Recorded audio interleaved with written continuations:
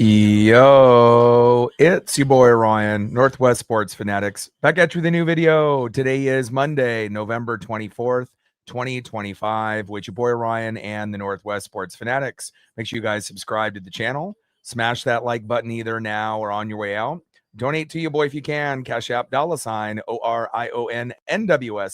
or the YouTube Super Chat right here. We got Monday Night Football, the Carolina Panthers versus the San Francisco 49ers. Kickoff is going to be here in roughly 5 minutes. So let's cue up the music, take a look at the thumb, and let's get settled in for some Monday Night Football. Happy Monday, everyone.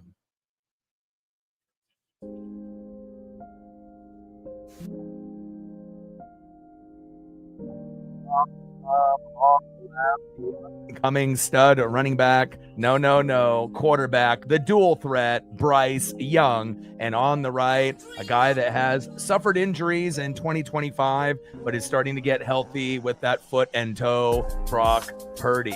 Should be a good one here tonight. I feel this is the first primetime matchup for the Carolina Panthers. And again, they've been playing some good ball. And after the Baker Mayfield injury, the NFC South definitely is up for grabs. It doesn't look like it's as serious for Baker. It's not going to be season ending. But again, a big concern with all the injuries that we have on the squad. And if the Carolina Panthers can find a way to win here tonight, that definitely puts them in great position to compete with Tampa for the NFC South crown. And there is 2 matchups between Carolina and Tampa Bay before the season ends. So those will definitely determine who's going to end up winning the NFC South. But I'm very excited to be able to see what the Carolina Panthers are going to be able to do here today. And the San Francisco 49ers, plenty of injuries for them, just like the Tampa Bay Buccaneers. They have great coaching, and they've been able to find a way to stay afloat at a 7-4 record, 2-2 at home. And obviously, injuries to Nick Bosa,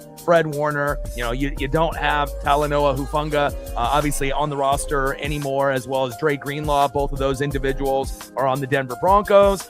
You still got Christian McCaffrey, Run CMC, and he'll potentially have his revenge game here against his former team. But again, I do think that this is kind of an intriguing matchup. Right now, the matchup predictor is roughly 74% for the 49ers, and obviously they have the Vegas line. But the way the Carolina Panthers have been playing ball this year and as of late, I do think they honestly have a chance, to compete here tonight. And we'll see if Bryce Young can ball out here on prime time. Toby in the building, what's good? Marvin in the building, what's good? Ronald in the building, what's good? And Ronald's getting us started off with the $1 holla. Every dollar counts. I appreciate you. Stacks, Rax with a little Cactus Jack. We're at $1.99 to go to hit the Dono goal. Appreciate you. $1 holla on the Dono train. And again, shout out to my boy Brooks Beats with the best beats on YouTube. Oh, baby. 6-5 Carolina Panthers, 3-3 on the road. San Francisco 49ers, 7-4, 2-2 at home. And again, they're pretty evenly matched. I mean, normally, even with all the injuries, you would think, San Francisco is going to run away with it. But again, not a lot of people besides Carolina fans and NFC South fans have been keeping up with what Bryce has been able to do. And, Canales in his second year has done a good job, getting Ted McMillan in the draft, and Rico Dowdle, obviously at running back, has made a big difference. And I definitely expect Young, Dowdle, and McMillan to have an outstanding performance here today. And then obviously on the flip side, Christian McCaffrey, Mr. Do-It-All, and Brock Purdy will be available obviously at quarterback here today as well.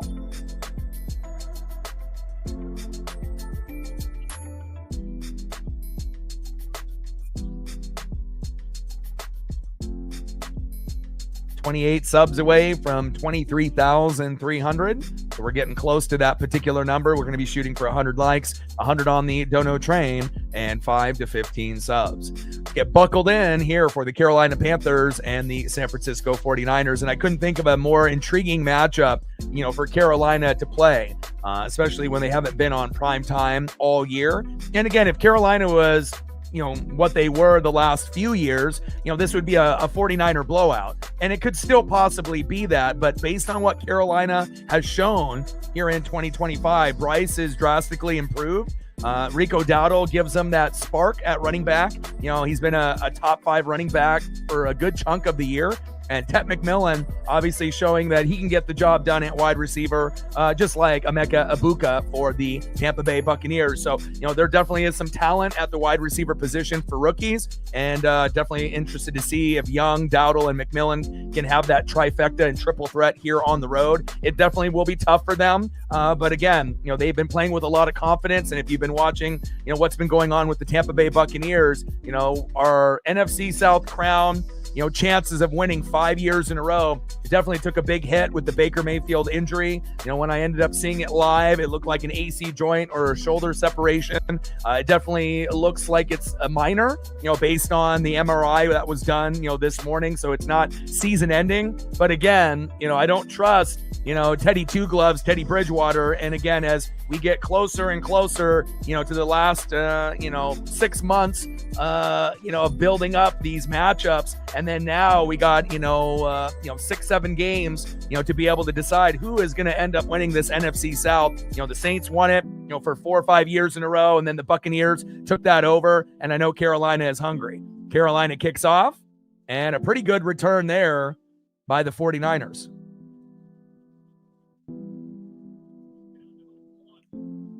Let me get everything refreshed here.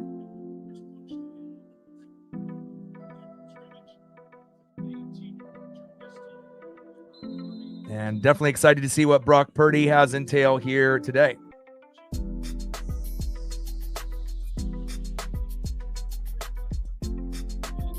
Marine in the building. What's good?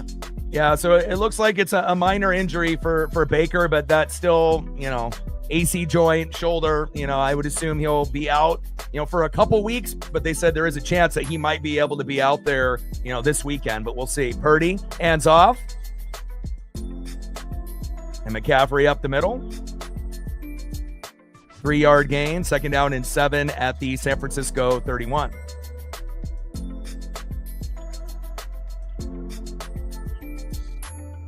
But with all the other injuries that we have, we're definitely, not a Super Bowl contender. And, we're more of a pretender if we're really being honest. But I'm hoping that we can just get as healthy as possible to see, how far we can, take this team, with all the injuries that we've had in 2025.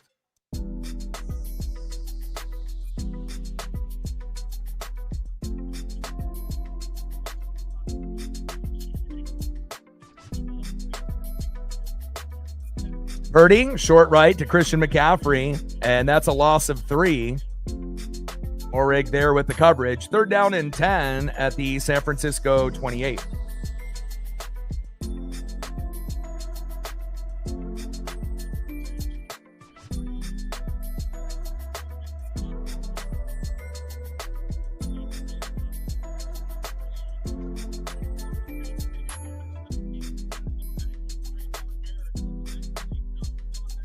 Shotgun set on 3rd down and long. Purdy, short right to run CMC, Christian McCaffrey, and a nice 11-yard gain. Nice yak yards there by CMC. 1st down, Niners. Bang, bang, Niner gang. Move the chains.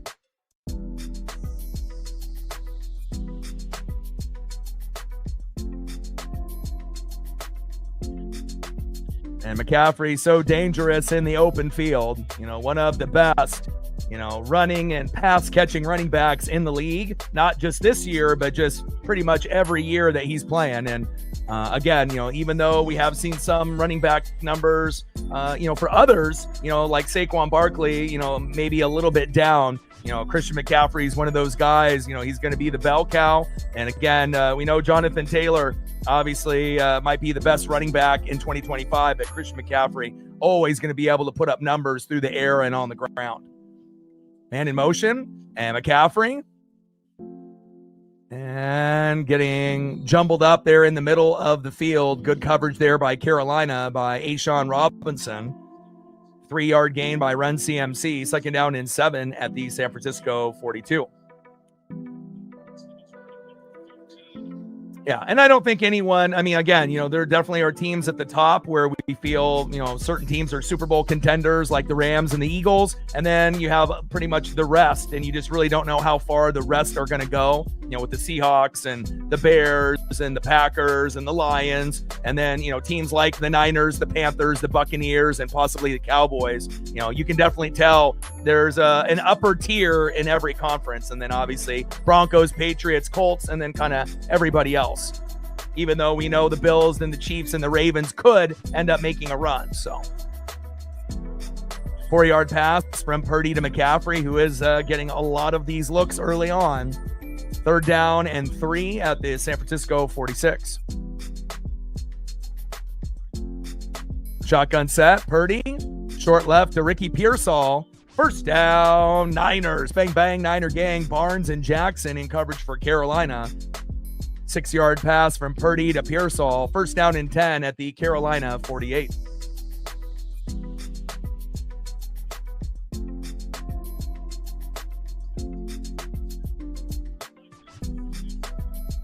And obviously, losing Dre Greenlaw and Talanoa Hufanga to the Broncos took a big hit, for the defense. And obviously having, other injuries to Fred Warner and Nick Bosa didn't help as well. So obviously the Niner defense is not what it used to be. But again, they're still going to be competitive. And then the offense may not look the same from the previous years, but they're very well coached by Kyle Shanahan, who I feel is like a Sean McVay. Just needs to figure out how to be able to coach in the big game in the 4th quarter. And, we'll see what we end up getting here today in the 4th quarter late with Shanahan and his play calls.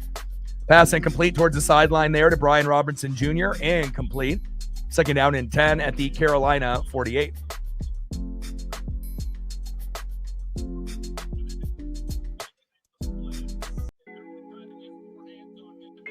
Shout out to my boy Brooks Beats with the best beats on YouTube. 2nd down and 10. Shotgun set. Robinson over that right tackle. Nice 7-yard gain. Brown and Horn with the coverage. And that's going to be 3rd down and 3 at the Carolina 41. In any given moment, there's going to be trick plays, direct snaps to running backs, reverses, again, jet sweeps. You just never really know, hook and ladders. The Niners are always thinking, of doing some type of trick play, and they're not going to go for it as often as like a Dan Campbell and the Lions on 4th down.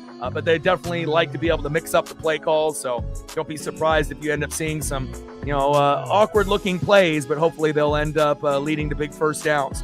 McCaffrey up the middle with a nice 6-yard run. 1st down, Niners. Bang, bang, Niner gang. Move the chains. Yeah, I think I like the original Carolina, helmets a little bit more, but how the NFL is. They're always, deciding to be able to kind of mix things up, with the helmet, jersey, pants, cleats, socks, color rush, alternates, throwbacks, and whatnot. But yeah, I think I would agree with that. I think the standard ones are a little bit better. But I don't know. I don't mind the black, but it definitely, the original ones look slightly better. I would agree with that. And Luke Farrell with the catch there on the screen. 3-yard pass.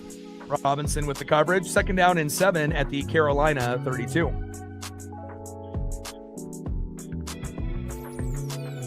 About 9 minutes to go here in the 1st quarter. Panthers and Niners knotted up at 0, and the Niners are marching with Christian McCaffrey. McCaffrey runs toward that right side. Morig and Scott with the coverage. Nice 8-yard gain. 1st down, Niners. And they don't really have an answer for Christian McCaffrey. And obviously the game plan for Shanahan is for McCaffrey to try to rip up, his former team. And so far they're having an easy time doing that here early.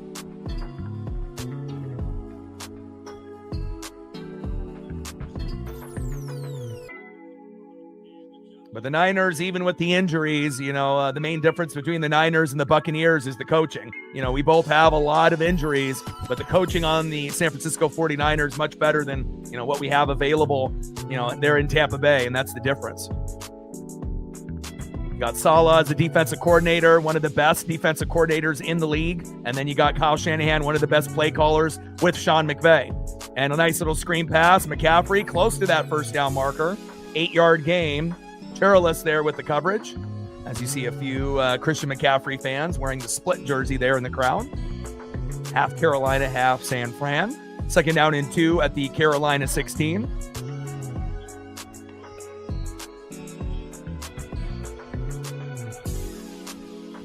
And Robinson runs toward that left side for a 4-yard gain. 1st down and 10. Move the chains.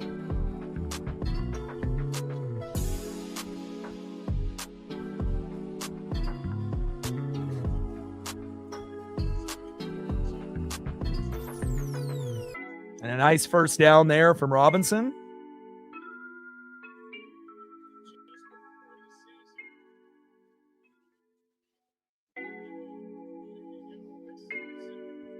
And Carolina still doesn't really have an answer. Great attempt to try to dive there before grabbing a penalty. You don't really see players diving to try to be able to make sure that they don't have 12 men on the field, but great effort there by Carolina. And McCaffrey over to that left side, no gain. Robinson and Brown with good coverage in the tackle there. 2nd down and 10 at the Carolina 12.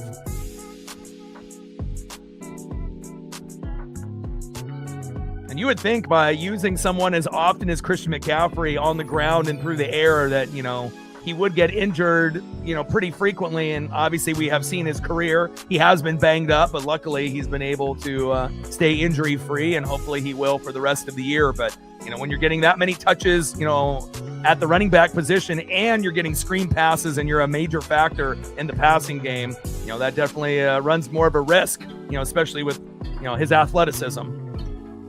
And Purdy, Jennings, touchdown, Niners. Wow, and he was at the 4-yard line. How do you not wrap him up? 3 Carolina Panthers right there, and Jauan Jennings hitting his version of the gritty there in the end zone. Extra point is up and good. 7-0 San Fran. And again, a little shocking there where they had him at the 4-yard line, 3 Panthers, and not one individual wrapped up. And he was able to slip free, and Jauan Jennings gets the first touchdown of the night. Nice job by Brock Purdy with good vision there. And I'm kind of scratching my head. It kind of looked like Tampa Bay's defense last night. What are you doing here? You just can't hit him with your shoulder.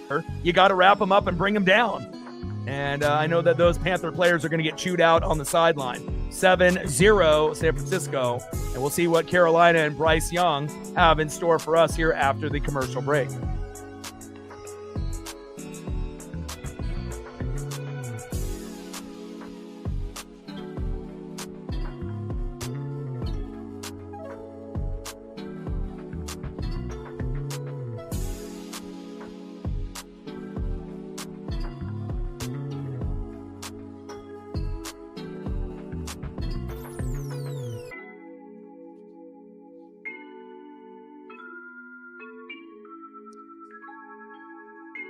$15 plays, 72 yards, 8 minutes and 43 seconds. And we got a 7-0 49er lead. Like, sub, donate, comment, share. If you haven't smashed that like button yet, please do. Help us get to 100 likes, 100 on the dono train, and 5 to 15 subs. Let's get it, baby.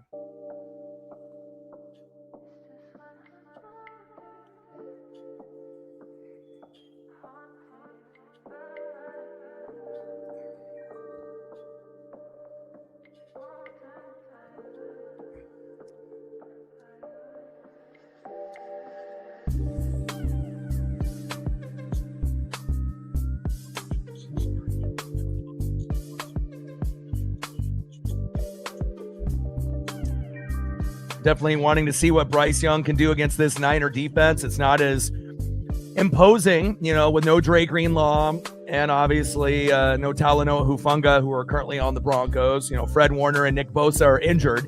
So there should be, some holes that could be exploited. But again, Carolina is on the road, not at home.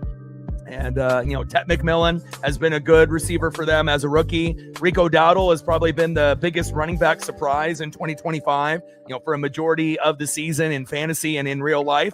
He's been a top 5 running back, believe it or not. And again, that's how the Carolina Panthers have a 6-5 record. They're 3-3 on the road. And again, the defense, You expect a little bit more, from Carolina, but again, they are on the road. And again, you're not going to be able to get the 49ers down by just hitting them with your shoulder. And hopefully they'll wrap up the rest of the game. Gay kicks off 65 yards, and that will turn into a touchback.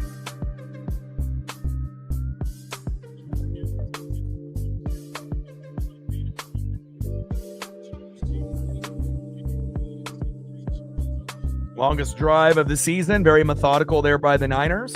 And now we're at first down and 10 at the Carolina 35. And, even though Carolina is a rival to Tampa, I actually, like rooting for the Panthers. And, when you have a team that typically is a bottom feeder and now has been able to surpass the Falcons and the Saints, it's nice to be able to see, teams that normally are at the bottom having some kind of success. Same thing with the Chicago Bears. I may not be a Panther fan or a Bear fan, but it's kind of nice to be able to see that parity in the NFL and seeing, bad teams end up being, at least average, above average, or good. And again, it makes the league that much more interesting.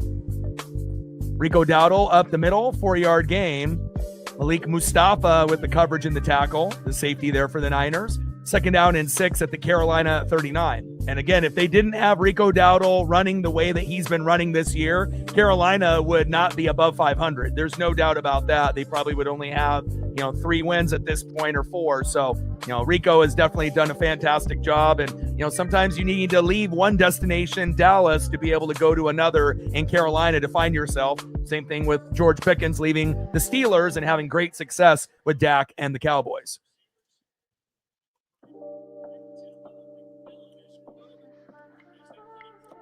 And Young to Tremble, but that looks like a hold on the offensive line, and it is.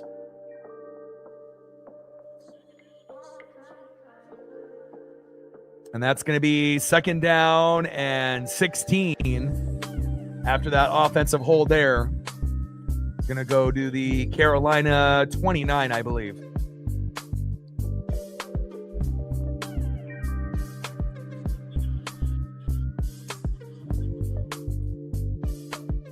And you're probably going to see a few holds, obviously, even though the Niners defense doesn't have a lot of the top tier names in the past, as Bryce gets crunched by 2 Niners there. Got to try to keep him clean.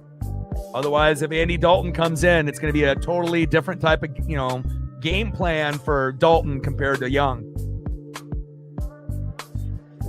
Young, short right to Rico Dowdle. And that's about a 3-yard gain. Third down and 13 at the Carolina 32.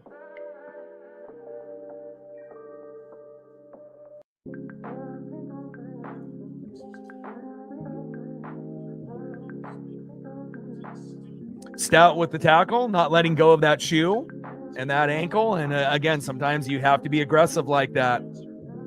Good tackle there. Huff, Elliott, Davis up front. Winters and Robinson. And if you're a fan, of the Niners, you look at a lot of those names, they're almost unrecognizable. You don't see the Fred Warner, you don't see Nick Bosa, Greenlaw and Hufanga are on a different team. It's kind of a lot of nobodies, that are out there that are trying to turn into somebodies. Third down and 13, a nice 10-yard run by Chuba Hubbard up the middle, and Malik Mustafa with the tackle there. Fourth down and 3 at the Carolina 42. Sarah in the building. How are you? And I'm hoping Carolina will be able to compete. I don't want this to be a blowout like we saw last night, but again, Carolina won't be going for it. They're going to be smart with Canales. And again, Tampa's very familiar with him as well. So, we'll see how they play this out, and Carolina decides to punt, and that is the right move. 50-yard punt there, out of bounds, and now it's going to be first down and 10 at the San Francisco 8. But again, they're going to have to be able to wrap up. If we see what Carolina did on that first drive against McCaffrey, Jawan Jennings and company, they're just going to drive it down 92 yards for a tutty and have another 8, 9, 10-minute drive. So 7-0 Niners here early. And again, you had a few offensive plays, but again, that hold definitely sputtered the drive, and you can't have self-inflicted wounds if you're the Carolina Panthers and on the road.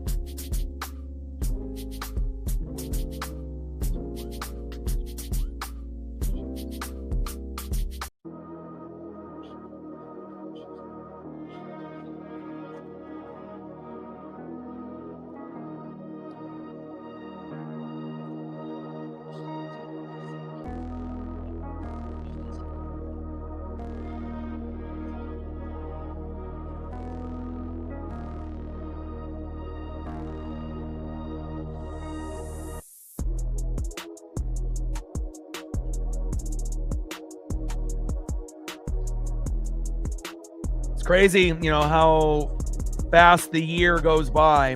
We're just a few days away from Thanksgiving, and then in a blink of an eye, it'll be Christmas, and then it'll be the new year, and we'll be into 2026. We wait a few more months. We'll be back into baseball season in March, but I'm definitely enjoying, the NFL and the college football season. We'll definitely be doing a lot of NFL and college football coverage. And again, I'm not sure if we really have the audience for the NBA or the NHL, so probably going to hold off on those two things for a while. And then, if there's something else that we can do, for a filler stream, whether it's, Mariner talk or whatever else comes up, we'll definitely keep the ideas available. But we definitely will be doing a lot more, NFL and college football, not only, the championship games as we're getting towards the end of the regular season with the last week. Obviously this weekend, Oregon going against Washington in a rivalry game. Can't wait for that. We'll be doing that obviously on the weekend, but we'll be doing a hell of a lot of bowl games on the channel to kind of fill in and compensate for, just some of the holes that we have during the week. And I'm definitely excited to see where the NFL and the college football season takes us. 7-0 Niners with the early lead. Sarah with a $5. Appreciate you. Every dollar counts. Stacks. Racks with a little cactus stack. We're at 6. 94 to go to hit that dono goal. Thank you so much. And again, every dollar counts. It'll go towards paying the internet bill, the streaming fee, or just taking care of my pup, feeding her and making sure that she is happy. So appreciate you. Nice. You're having a fantastic year. Awesome. It looks like you might have a chance for the championship this year. Congrats. And let's see what the Niners do here. They'll definitely be going heavy Christian McCaffrey against his former team. But again, you have to have a feeling Juwan Jennings and Ricky Pearsall will get involved also, as well as George Kittle. And intercepted. Wow. Horn, baby, go. There we go. And that's exactly what we needed from the Carolina Panthers. If you're not going to wrap up and you're going to hit with your shoulder and let Juwan Jennings score, then we need J.C. Horn, Joe Horn's son, to come up big. And that is a huge interception. What great coverage. He was cluing all the way, reading the quarterback's eyes. And look at this jump that he has on the ball. It almost looks like he is the receiver, not Juwan Jennings. That was incredible. Beautiful. And Young scrambles to that right side. 5-yard gain. And again, they're going to need fumbles and interceptions to be able to, keep up with this Niner team. Nice job by J.C. Horn. Beautiful. Pinnock with the tackle there on Bryce Young, 2nd and 5, and they need 6 on this drive. 3 is fine, but again, when you're an underdog on the road, 3 is only going to get you so far, and if you have to get a couple field goals, fine, but again, if you're going to beat the Niners, you're going to have to get in the end zone more times than not. TJ in the building, what's good?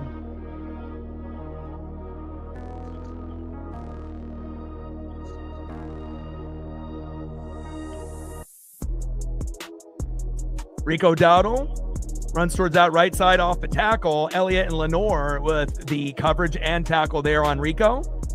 And good for Rico, to be able to make a name for himself from being a guy that was like a Zeke or a Tony Pollard, kind of a forgotten thought in Dallas, and really making a name for himself. He's been a top 5 quarterback or top 5 running back, in fantasy and in real life. And it's kind of cool to see, especially for a guy that you wouldn't really expect to be that good. 3rd down and 2, and hopefully they give it back to Rico Dowdle, and he'll be able to get the first down for them. All good, brother. And here we go, Bryce Young. And again, you will see some RPOs out of Bryce here, and he scrambles towards that right side. Ooh, down to the 1, almost in the end zone. And now Carolina will punch it in with Young or Rico Dowdle in the next play or two. And that is guaranteed, unless they end up having some silly, holding call to bring him back. But again, if you look at the Niner defense name for name, it's the least recognizable defense I think I've ever seen, especially with no Bosa, no Warner, no Greenlaw, no Hufanga. And you just see a lot of names, but you're not going to recognize a lot of them. 1st and goal at the San Francisco 1. You can run a QB sneak, you can run a tush push, you can run the RPO, or you can just pound the rock up the middle with Rico Dowdle. Let's go. Pound that rock. Yeah, McCaffrey used to be on the Panthers, but hey, Carolina's got a pretty good running back here this year. Oh my God, intercepted. Why are you throwing the ball, Bryce? Oh, unbelievable. Short middle, intercepted. And again, that's on Canales. Again, when you're on the 1 yard line, you never throw the ball for that exact reason, because you just never know if it's going to get tipped or if someone's going to be able to get a good read on the football. Terrible play there from Bryce Young. I could have thought of 1,000 plays I would have run before that. And again, maybe that's why the Carolina Panthers are the Carolina Panthers. Unbelievable. Come on, NFC South. I'm rooting for you. Unbelievable. And that might have cost them the game. You know, I mean, there's still a long ways to go, but if they would have scored there and kept that momentum, obviously now, you know, throwing that pick, you know, and obviously there's such a long ways to go. Still got 3 full quarters and a minute 22, but, you know, that could have been the difference, you know, especially if the Niners end up winning by 3 to 7 points. We're going to go back and remember that interception that Bryce Young had at the 1. And, you know, you would think that's common knowledge, right? That you don't throw the football. I don't care who you have. Patrick Mahomes, Josh Allen, Lamar. You don't throw the ball at the 1 yard line. You hand it off or you run a QB sneak. You absolutely don't throw the football. Even though you have great players, you just never want to test it. And they tested the Niners and they lost. Unbelievable. Unbelievable. Come on, Carolina. This is your first primetime game. Why are you trying to get cute, calling plays like Chip Kelly at Oregon, where you're just going for it and doing crazy things? You know, just take care of business. Play football, you know, to the point where it got you to that 6-5 record. You know, you're better than the Saints. You're better than the Falcons. But again, come on, Carolina. Unbelievable. I can't believe that happened. And again, how many times have we seen, you know, interceptions at the 1? Not very many, you know, times this year, because most teams are smart enough not to be stupid like that. But you know, hopefully that they'll realize that they'll never do that again. You know, I don't care who they're playing. Doesn't matter if they're playing the Niners or the Cardinals or the Dolphins. You just don't throw the ball at the 1 yard line. Unbelievable. Could have had 3. You were going to have 6. QB sneak, touchdown. Rico Dowdle up the middle, touchdown. RPO by Bryce, touchdown. You know, jet sweep, you know, by Tet, touchdown. Reverse, touchdown. Unbelievable.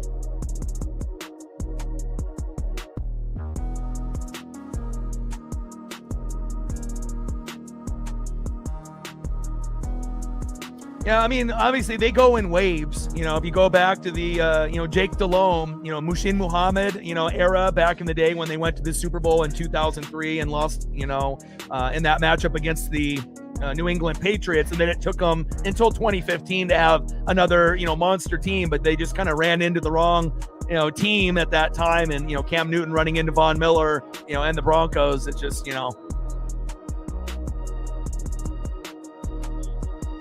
And again, you know, when players are cluing, that's when they're just focusing on the eyes of the quarterback alone, not where their body is going. And cluing helped them get that pick. McCaffrey up the middle and a 4-yard gain. Gibson with the tackle. 2nd down and 6 at the San Francisco 24. And hopefully the Panthers will be able to force, you know, a couple other turnovers, you know, to at least be competitive in the matchup. But definitely drop the ball there. You know, the defense by not tackling, you know, Juwan Jennings at the 4-yard line and 3 Panthers trying to hit him with the shoulder, and then he breaks it, scores a tutty, and then you have a good chance to score, throw an interception at the 1-yard line. Unbelievable. But I guess that's what young teams do sometimes, you know. They got to figure it out for themselves. 2nd down and 6, screen pass to McCaffrey, breaks 1 tackle. And 1st down, Niners. Bang, bang, Niner gang. Move the chains. And that is going to be the end of the first quarter. 7-0 Niners, where it should be probably 7-7. But, you know, it is what it is.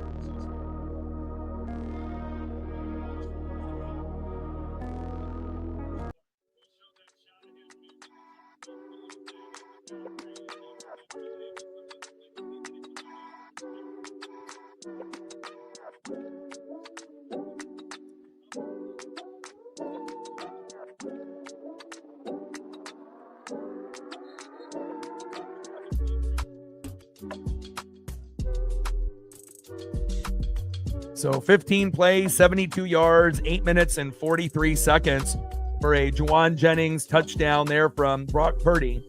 And obviously the offense is going to be smoother than obviously Mac Jones out there. But Mac did a pretty good job filling in, and it shows you how great of a coach Kyle Shanahan is. They don't really have any recognizable names on the defense, and they're 7-4. That's incredible. And we know Shanahan is one of the best play callers, just struggles in the big games in the fourth quarter. But during the regular season, he's phenomenal. And again, you got Robert Saleh back, at defensive coordinator. So, for Saleh to be able to, be as good with his defensive players with not really one recognizable name starting today. And then obviously you still got some recognizable names on the offense with Purdy, Run CMC, Ricky Pearsall, George Kittle, and Juwan Jennings. So obviously on the offensive side, we know Debo left and went to the Commanders. Ayuk is still complaining about money, and who the hell knows when that's going to get figured out and whatnot. But the offense still looks pretty good. The O-line has always been disciplined, for the 49ers. But again, the biggest surprise, I think, is Saleh, and showing how really good of a defensive coordinator that he is, with pretty much the whole defense that you typically have grown to know is not the same anymore, and you're still able to get big plays like that interception in the end zone.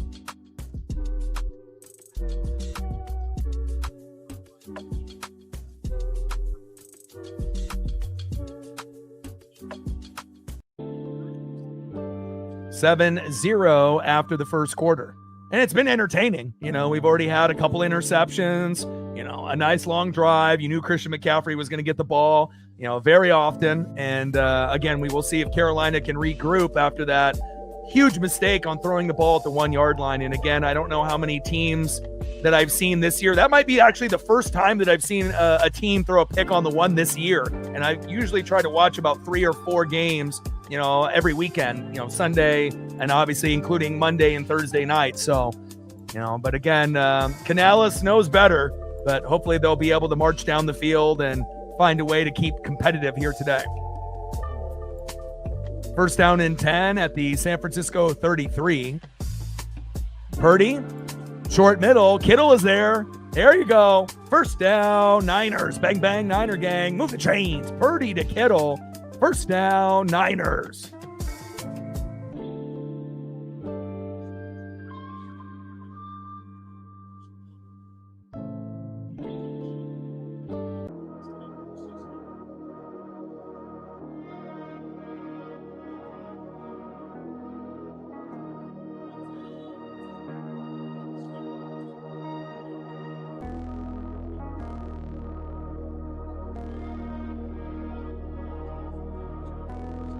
Great personality, George Kittle will be in the WWE after his career is over. There's no doubt about that. Purdy, short left to Brian Robinson Jr. 3-yard pass. Brown and Horn with the coverage. Second down and 7 at the San Francisco 47.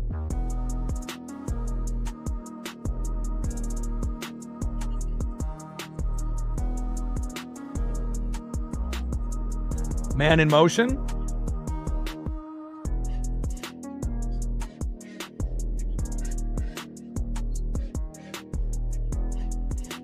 (7-0) San Francisco here, 13:43 and counting. Shotgun set. McCaffrey runs towards that right side. 5-yard gain. Scorton there with the coverage. And now it's third down and 2 at the Carolina 48.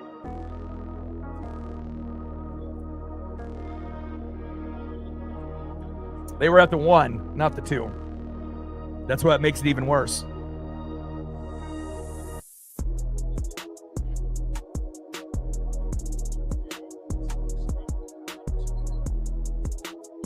Carolina needs to stop.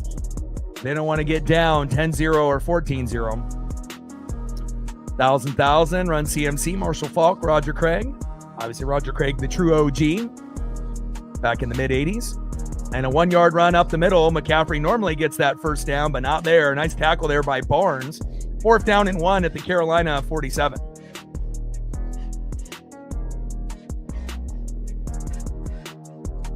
Shout out to my boy Brooks Beats with the best beats on YouTube. Fantastic tackle there by Barnes.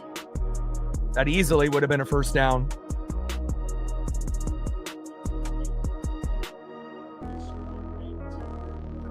And Purdy up the middle on fourth down and 1. First down, Niners. Bang, bang, Niner gang. important with the tackle, but not after the first down. Move the chains.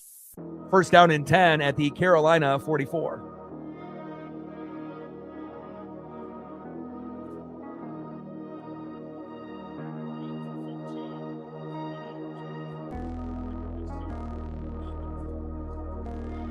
%50 from the fourth down plays in the 2025 season. So, they feel confident that they can get that with a number of guys.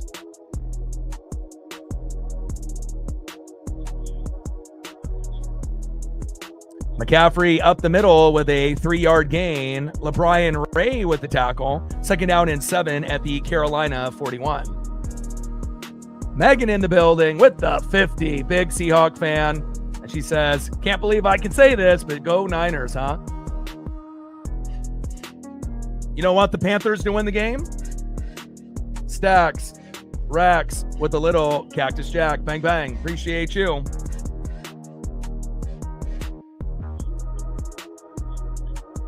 Thank you so much for your support. And once we get into the commercial break or towards halftime, we'll be able to sprinkle some photos in for you. Just let me know what you're thinking, and I got you. If you want a little JSN or you want some Largent or old school photos with Zorn, you let me know, and I got you. Purdy scrambles up the middle with a 9-yard gain there on second down and 7. First down, Niners. First down and 10 at the Carolina 32. I mean, based on where the Rams and the Seahawks and the Niners are seated, you probably would want Carolina to win because obviously you don't want the Niners to take a spot, And again, most people assume, it's going to be Rams and Seahawks, but, the Niners are 7-4. They win today. They're 8-4. So, if anything, you probably want your teams in the division, to lose. But if you're rooting for the Niners today, everyone's got their own reasons.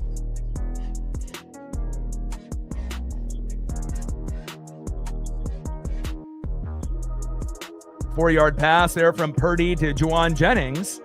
Second down and 6 at the Carolina 28.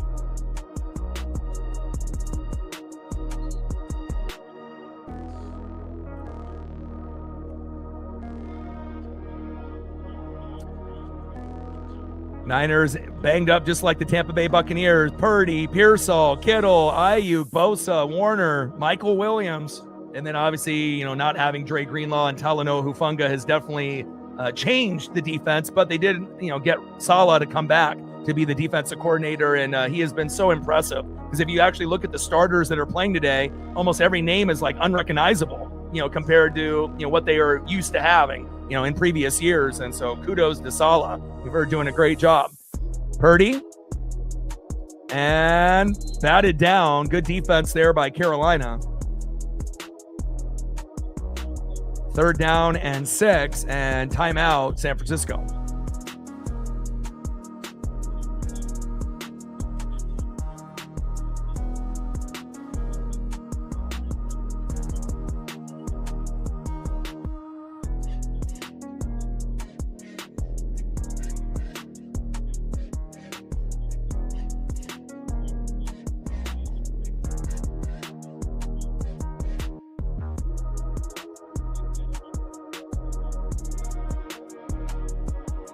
Play clock was down to 1, so they had to call the timeout. 7-0 Niners.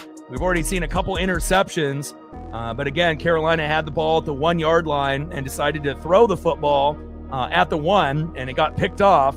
And again, young teams will, do crazy things. And again, that's kind of like an unknown, unspeakable, type of rule where everyone kind of knows it. You don't really need to say it, but you run the football. QB sneak, you run it with your running back, or, just not throwing it in the air at the 1. There's so many bad things can happen if you throw at the 1. And unfortunately, Carolina paid the price here early in the matchup and got a big pick. But, we'll see what they can do here if they can end up forcing a field goal. And another interception. There we go. Jackson with the pick. And again, this one is not going to be as easy as people think, and again, they already got 2 picks on Purdy, but now you got to capitalize off the interceptions and you got to get points. And again, that's why, Carolina is much better than recent years. In the past few years, they were terrible. They were the worst team in the NFC South, right? But again, Carolina and the Chicago Bears have taken a big leap to go from the bottom towards the top, and great job there. And again, an incredible interception in the end zone there by Carolina. But now you got to make sure that you're smart with the football. And again, even if San Francisco went up 14-0, I don't think it would have been over. This Carolina team is pretty feisty. And again, with the injury to Baker and a lot of the players on Tampa, Carolina definitely has a chance to win the NFC South this year based on all the injuries we've had this year. And, even though Baker may not be out for the year, we do play Carolina twice. And that might end up deciding who ends up representing the NFC South in 2025.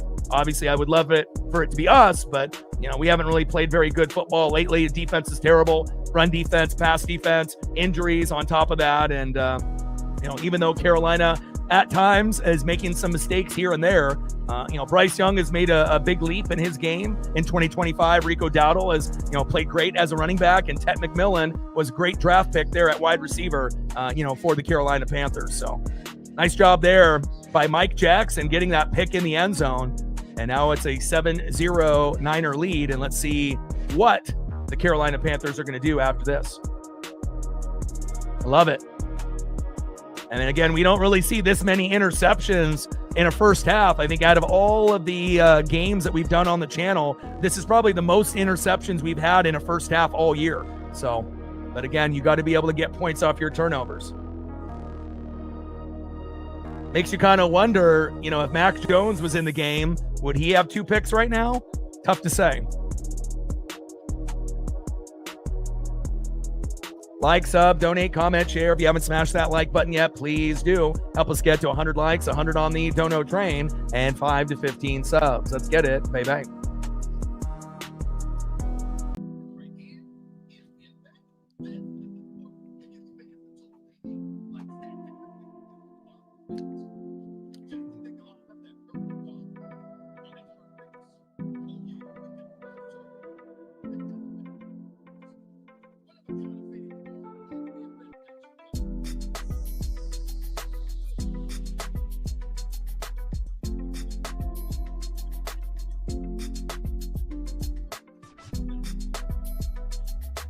Get some photos prepped here.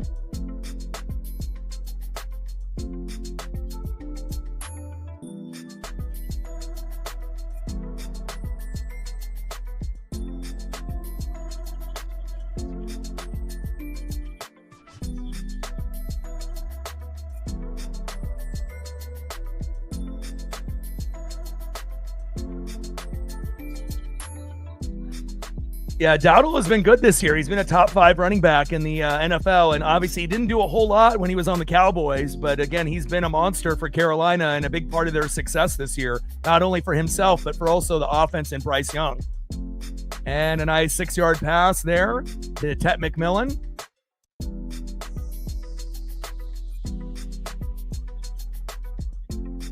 Hubbard towards that right side for a 2-yard gain. Brown with the coverage.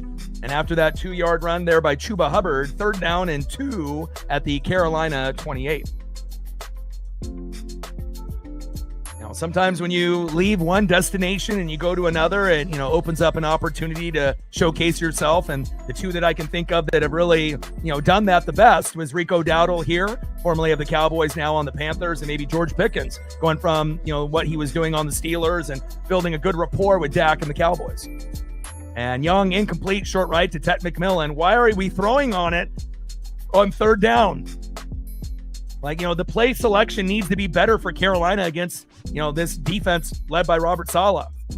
And when it's 3rd down and 2, run the ball. You guys are acting like you don't got a top 5 running back this year. Run the ball. And again, throwing it on, on the 1-yard line, and then now on 3rd down and 2, throwing the ball, run the ball. And McMillan had that ball in his hands and dropped it. What happened to my hands? Come on, Tet. Abuka wouldn't have dropped that. I mean, again, when you're going to be able to get turnovers, you have to have those turnovers lead to points. And now Carolina with 2 interceptions that lead to 0 points. Going to be hard to win against San Francisco. Such a disciplined team. When you end up fucking up and then the other team doesn't take advantage, that's playing right into San Francisco's hands. And they decide to punt, which is the smart move based off the field position. Sam Martin, 55 yards, and that was downed at, looks like the 17. First down and 10 at the San Francisco 17. And we know that they got 2 interceptions, on Purdy already, but I mean, how many more is he going to throw?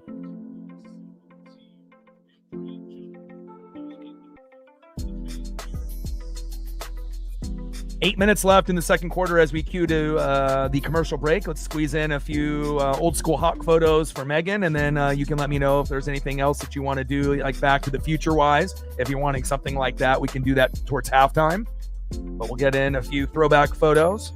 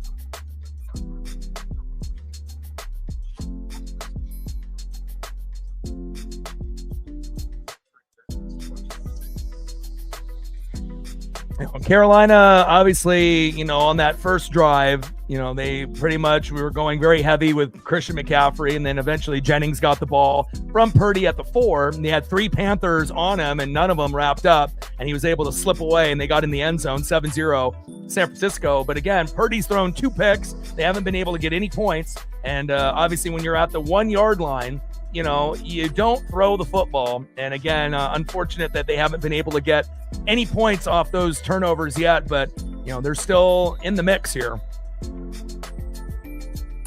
And McCaffrey towards that left side fumbles, but looks like the Niners recover. Is that McKivitz that recovered the fumble?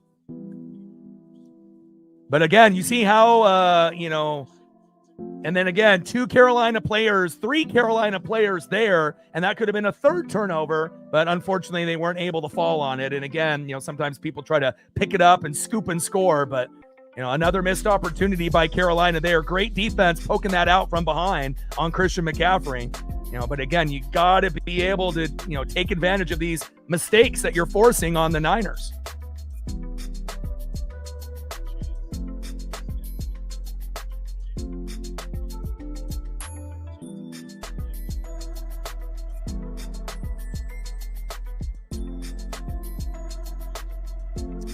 First down and 10, McCaffrey towards that left side, and bam, Martin Scott with the coverage and the tackle for the Panthers, linebacker there. And that's going to be 2nd down and 8 at the San Francisco 35. 7-0 early here in the second quarter, 7-0 San Fran. And a lot of turnovers, but we haven't been able to see Carolina. I mean, essentially, Carolina could be up right now 14-7. If they were able to capitalize off their turnovers and get in the end zone, or at least be at 7-7 at the very least, or 7-3. But, hopefully they will keep this intensity because, again, they're poking the football out. They got 2 interceptions, almost got a fumble recovery. You just need to keep that intensity, and hopefully the play calling on the Carolina side will be better on the offense, because that's really what's holding them back. Play calling is not good. Purdy, intercepted again. Let's go. Let's go. JC Horn with his second pick. Now, can we please get some points? Let's go. I don't think I've seen this many turnovers in a first half all game. But again, I told you, I thought this game would be very interesting, and again, a very intriguing matchup. Carolina's been playing good ball this year. And again, maybe San Francisco feeling a little cocky and overconfident. But again, Carolina's in second place. They could win the NFC South over Tampa with all our injuries, including Baker last night. And again, look at the coverage there by JC Horn, cluing, playing a great zone. And again, makes you wonder, would Mac Jones be throwing all these picks? Wild. Bryce Young, short right. 11-yard pass to Jimmy Horn Jr. Mustafa with the coverage. First down, Panthers. Can we get in the end zone, baby? Let's go. Let's go. NFC South, that's what we do. When we end up having teams, and the defense is there, this is the type of defense that we expect. Tampa, Carolina, Falcons, Saints, but again, you have to have the personnel to get it done. And obviously we know the Falcons and Saints are not good this year, but Carolina has taken a big leap. First down and 10 at the San Francisco 22. Rico Dowdle towards that left side. Nice 8-yard gain. Second down and 2 at the San Francisco 14. Here we go. I mean, this might be a Sam Darnold type of game where he had the 4 picks. I mean, Purdy's already got 3. I mean, depending on if they decide to bench him, at half and bring in Mac Jones or something. But I assume that they'll probably let him try to get, that 4th or 5th pick before they decide to make a change. But not reading the field. But also you got to give Carolina credit. They're jumping the routes and they're doing a great job. And every once in a while, you're going to have, a quarterback that has that off game, and no one, anticipates a quarterback throwing for 3, 4, 5 interceptions in a game. Sometimes it's just one of those days. Rico Dowdle towards that right side for 4 yards. Mustafa in coverage again. First and goal at the San Francisco 10.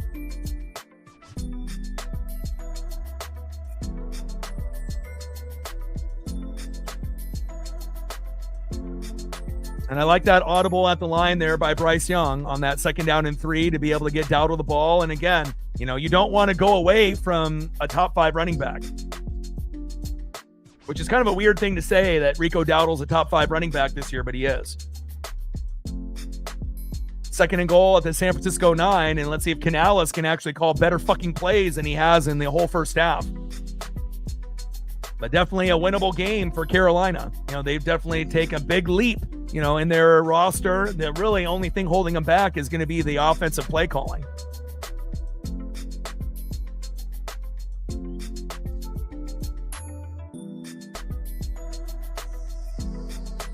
Young scrambles towards that sideline.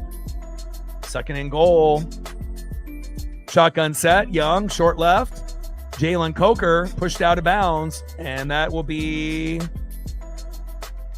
5-yard gain roughly. Third down and goal at the San Francisco 4.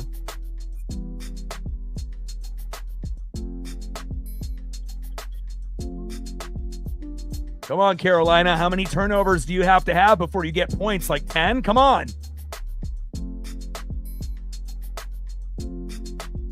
I mean, obviously they're in range for a field goal, but with all of these interceptions, you gotta think at least something's going to lead to a touchdown.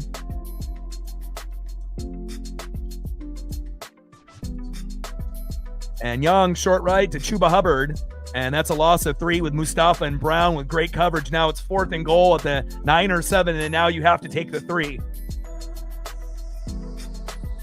And it shows you the difference between, coordinators that, know how to call plays and others that, don't really know what they're doing, so to speak. And it's not like the Niner defense has the same, dominant Niner defense from years past. This is the weakest the defense has been, for the Niners in the last 5 years. So there's not really any excuses. You got to be able to call the right play at the right time. Field goal is up and good.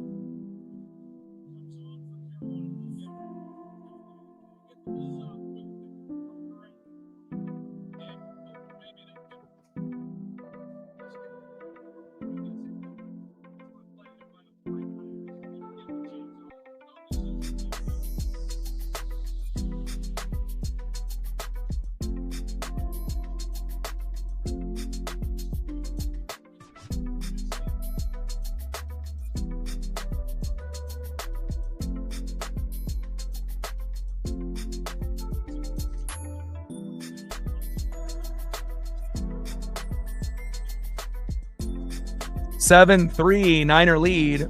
2:28 left in the second quarter. And, even though the game is low scoring, it's probably been the most entertaining first half, that I've seen in quite some time. I don't think we anticipated this many turnovers and whatnot. And, if Carolina was able to get that recovery off the McCaffrey punch out, then that would have been another one. But wild game to start off here in the first half. And again, for everyone that thought that the Niners were just going to run over Carolina, their defense is a lot better than people anticipate. And again, if they can just find the right play calls between Young, Rico Dowdle, and Ted McMillan, they'll be able to put up some kind of points. But again, Canales, I feel, is kind of holding them back. Not the greatest play caller. I mean, if you had Ben Johnson calling plays, you would have already had a touchdown by now.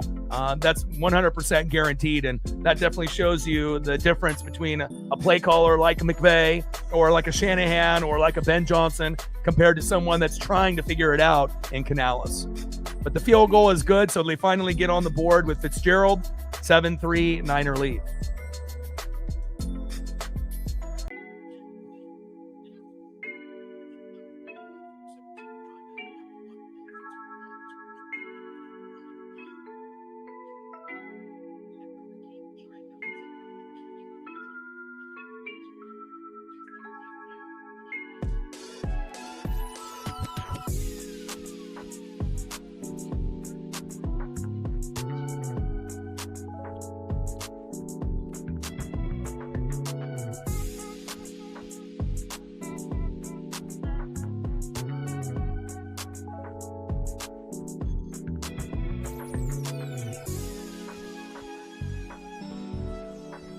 Gained a couple subs since the last commercial break. Appreciate you. 27 subs now to go to 23,300. And we're at 56 on the Dono train, 44 to go to hit the Dono goal. Patrick and Jay LaRue in the building. What's good? And Fitzgerald kicks off. 62 yards. And a big 43-yard return. Wow. Sky Moore, the former Kansas City Chief. And you got really good field position now for the Niners with 2:28. They can run their 2-minute drill, and we'll see if it ends up being 14-3 or if Brock Purdy ends up throwing another interception.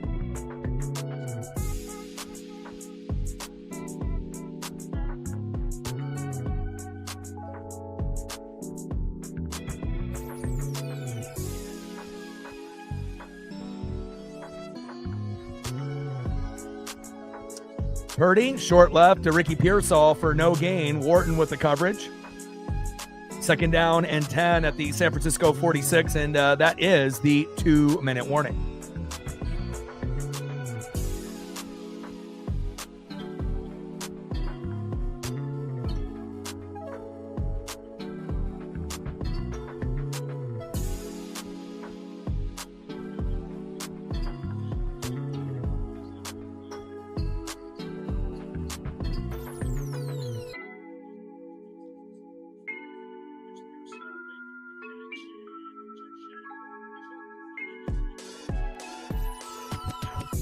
Get a few more photos up here while we have the time.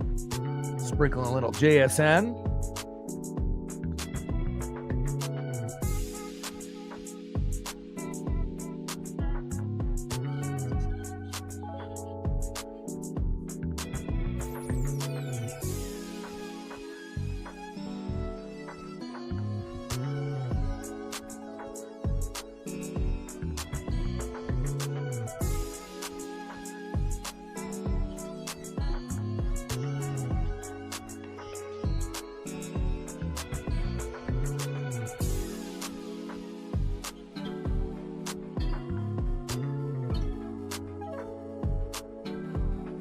Great to see JSN's development. He's right there with Davante Adams this year as the best receivers in 2025 and already breaking the Seahawks record. And we still got quite a few games to go. So again, the way that JSN is pacing, he might end up getting close to that 2,000-yard number, which is a wild thing to say. But again, they've always been known for great wide receivers, from Steve Largent to, as of late recently with like DK and Tyler Lockett, but JSN trying to be able to show that he might be in a category of all his own.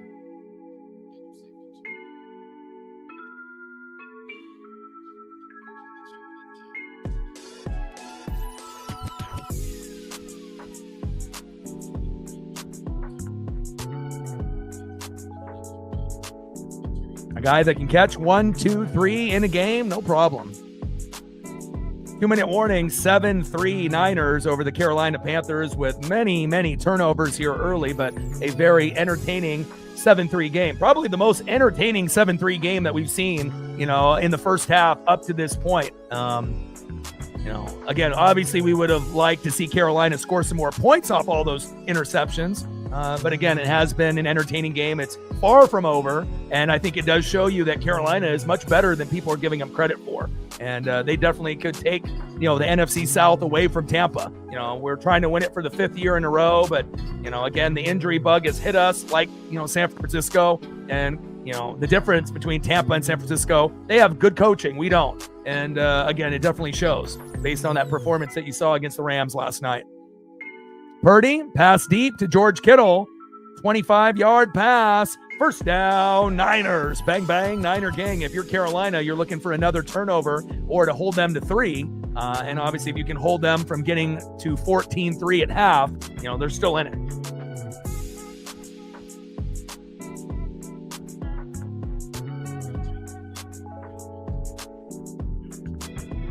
Oh, Baldwin was great. Very intelligent player.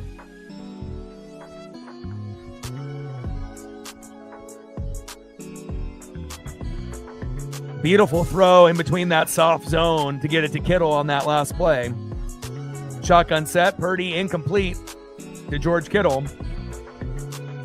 Second down and 10 at the Carolina 29. But I guess when things are working, you're going to continue to try to go to that guy. That might be the best mismatch for them, trying to go to Kittle. But again, they got some ball hawks out there in Carolina and the NFC South, especially with Horn. Got about a minute left here in the second quarter, 7-3 Niners.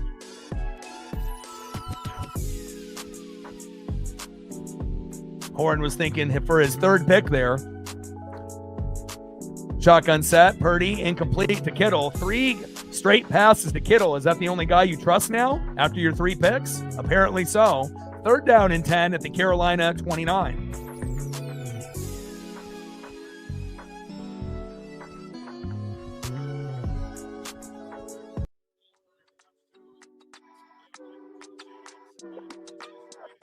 Got about a minute left here in the second quarter, 7-3 Niners. And Purdy, incomplete, short right to Juwan Jennings. What? He actually threw to someone other than Kittle?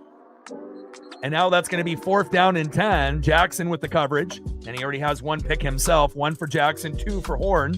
And now they're going to attempt a field goal. I mean, what's the craziest thing that could happen here? Carolina blocks the field goal and scores a touchdown? But I would anticipate it being 10-3 here momentarily.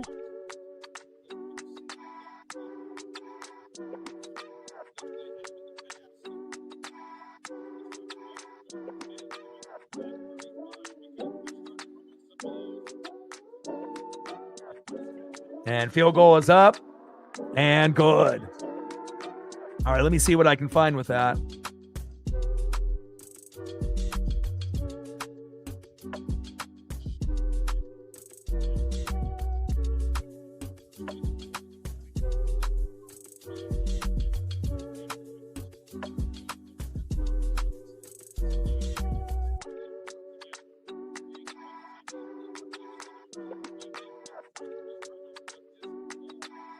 All right, let's see what I can find for you.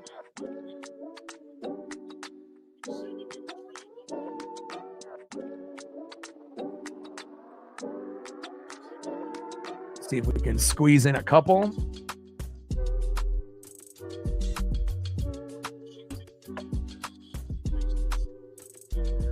10-3 San Francisco, but you got a minute to go. If they can get a field goal or a touchdown to make it a little bit more interesting, that would be great, but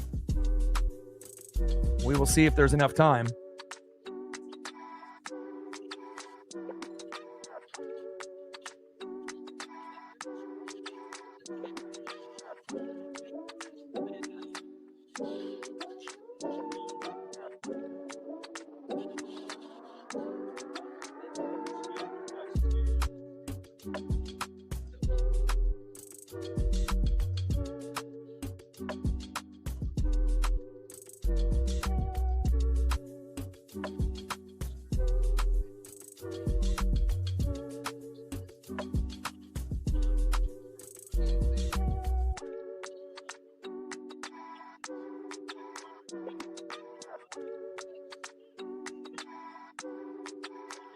(10-3) Niner lead as we wait for the commercial break to end.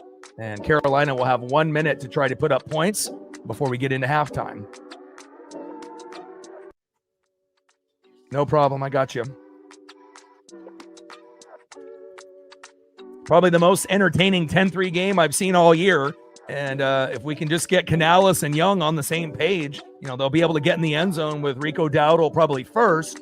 And then eventually, maybe Tet McMillan, if they can find a way to get some time up front, so he can go through his progressions. They have, game breakers, on the team. But again, if you're a play caller, is not the greatest, obviously your chances are going to be limited.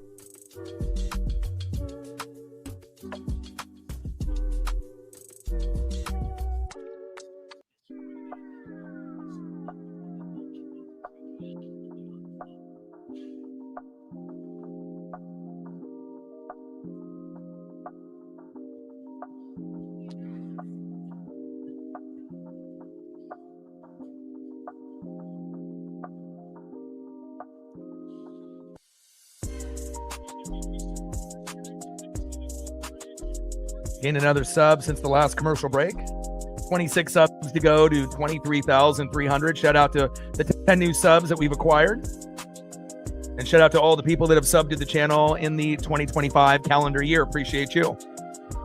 26-yard return after that 66-yard kick by Gay.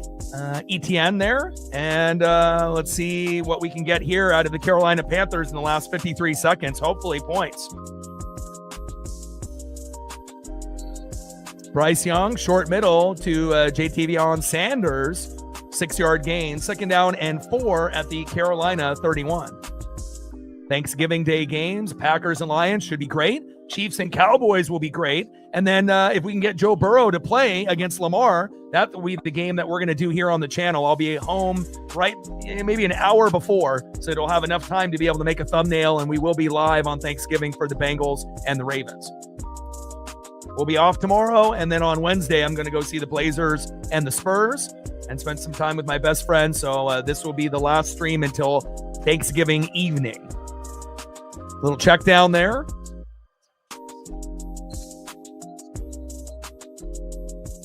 And shotgun set. Young. And deep right to Leggett. Incomplete. 3rd down and 4 at the Carolina 31.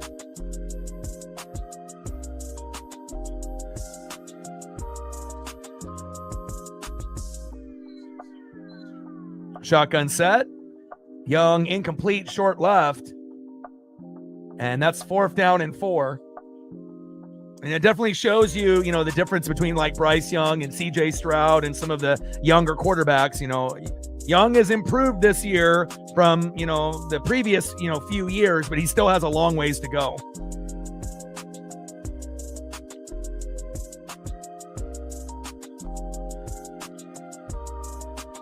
And you got a penalty there on Young for grounding.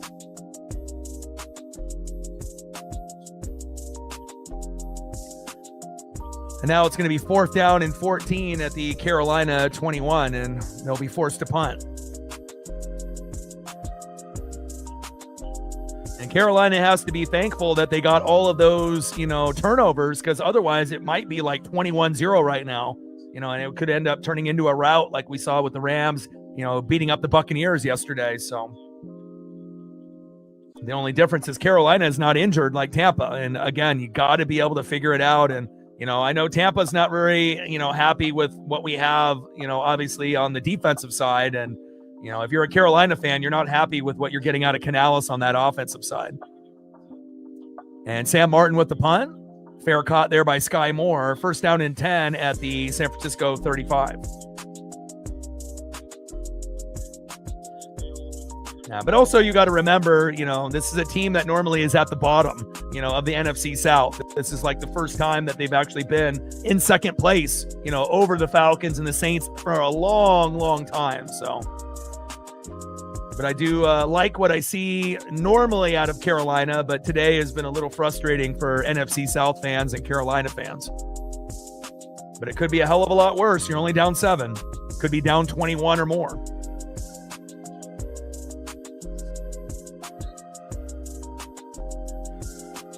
And Purdy, short right to George Kittle.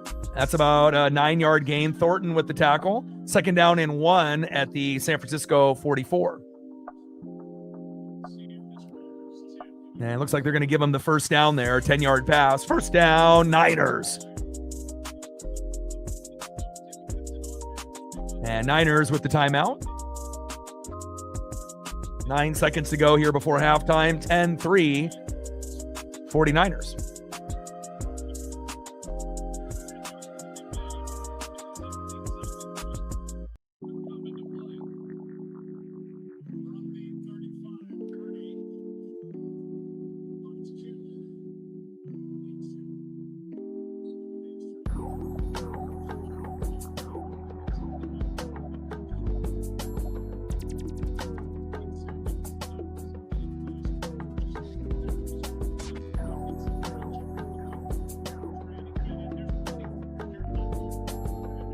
Purdy on the shotgun set. Incomplete. Short left to Kittle. Obviously one of the favorite targets here. Third down and 1 at the San Francisco 44. Not really sure if you're going to get any more points at this point for San Francisco based on where they're at on the field. But, unless they end up trying to go for like a Hail Mary to try to get a PI, or if they end up getting lucky. But obviously, the secondary has been very good for Carolina here today. The only thing that's really saving them. Timeout by Carolina. And now it's third down and 1 with 3 seconds to go. So you have to assume it's not going to be anything too spectacular.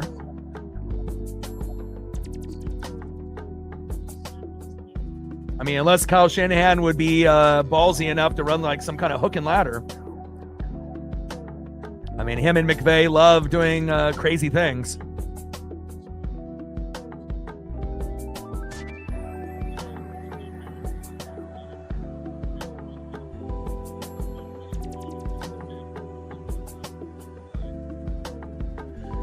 All right, we got one play left here before halftime.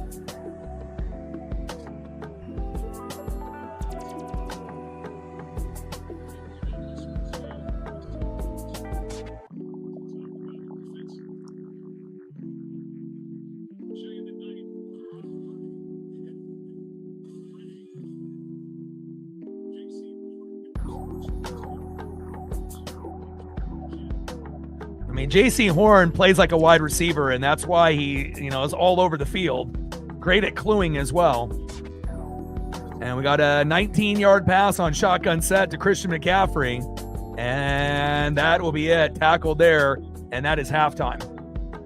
10-3 Niner lead, and halftime will be very, very quick. We only got about 12 minutes, and then we'll be right back in it into the third quarter. And Carolina ends up getting the ball in the second half, which is great for them. So if they can just find a way to march down the field and get a touchdown, or even a field goal for that matter, that'll put them that much closer to try to being able to upset the Niners on the road.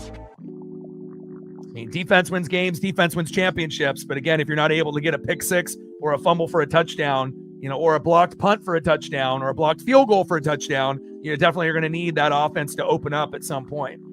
I would like to see Bryce Young run some RPO, and maybe they need to have him run the football a little bit more, because obviously throwing it isn't really working very often here. But, going to Rico Dowdle, running the football if you're Bryce, and then obviously trying to get a little rhythm with Tet as well at some point in the second half.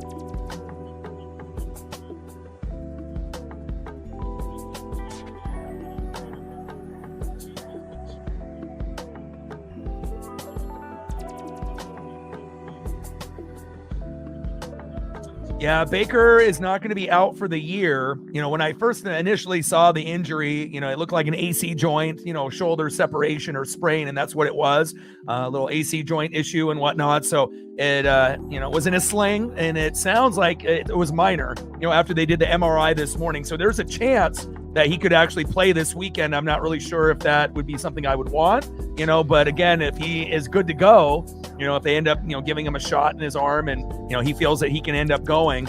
Obviously, we know with Teddy Bridgewater, he's terrible. So, if we had to go with Teddy Bridgewater the rest of the way, we wouldn't even win the NFC South. Carolina would win it. So, we'll wait and see. We got Godwin back with limited snaps. Obviously, we're hoping for McMillan and Mike Evans before the year is over. Bucky Irving will probably be available this weekend, which is great. We haven't had him since week 3. And then we're still waiting on Jamel Dean, stud in the secondary also. So injuries have not been kind, and it was really insult to injury to have Baker, get injured on top of everyone else. But thankfully, it looks like Baker will be somewhat okay, but we don't know how effective he's going to be once he's on the field.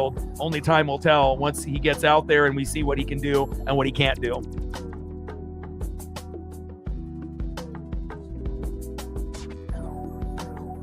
I got about 9 minutes to go here before halftime is up. 6 for 10, 28 yards and a pick for Bryce Young. That's pathetic, but I don't know what's more pathetic than that. 14 for 23, 114 yards, a touchdown, and 3 picks by Purdy, but they're not able to capitalize off the turnover. So, with Young, again, when you got a young quarterback, you got to be able to do things that are going to be comfortable for him. And this is probably the weakest defense the Niners have had player for player. A lot of the names are kind of unrecognizable. No Bosa injured, right? Fred Warner injured. And obviously Talanoa Hufanga and Drake Greenlaw are on the Broncos now. So that's 4 of their elite players that are either injured or on another team now. But again, it shows you how good Saleh is as a defensive coordinator. He pretty much can throw anybody on that team on the defense as long as he's there, and they're going to make plays. And then the same thing goes with Shanahan. You can pretty much put anybody at quarterback, running back, wide receiver, or tight end for the Niners, and they're going to be productive. And that's just due to great coaching with Saleh and Shanahan. And right now they got a touchdown lead, 10-3, but we still got the second half to go. And hopefully Carolina will be able to put up something, point-wise to make it interesting. And then we'll see where, the chips fall.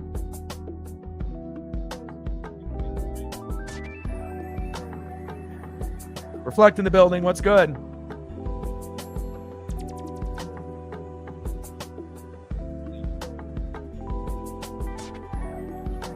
Oh, absolutely. But also, too, it's not just Bryce. Canales is part of the problem. I think that you if you're going to be the head coach and the play caller, you better know what you're doing. And I think that it's fine if you wanted to have Canales as the head coach, if that's what you want, but they need a better play caller than him. He's not good enough. But, if you went CJ Stroud in Carolina, obviously that would be better. And obviously Jacksonville fans, some are going to love Trevor.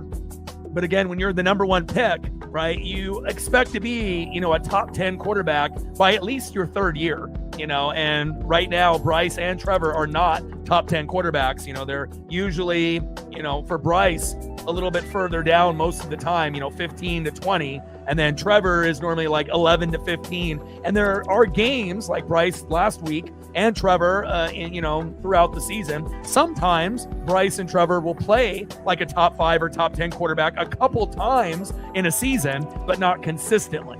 And I think you're right, Reflect. I think that I think Jacksonville is happy with Trevor, though.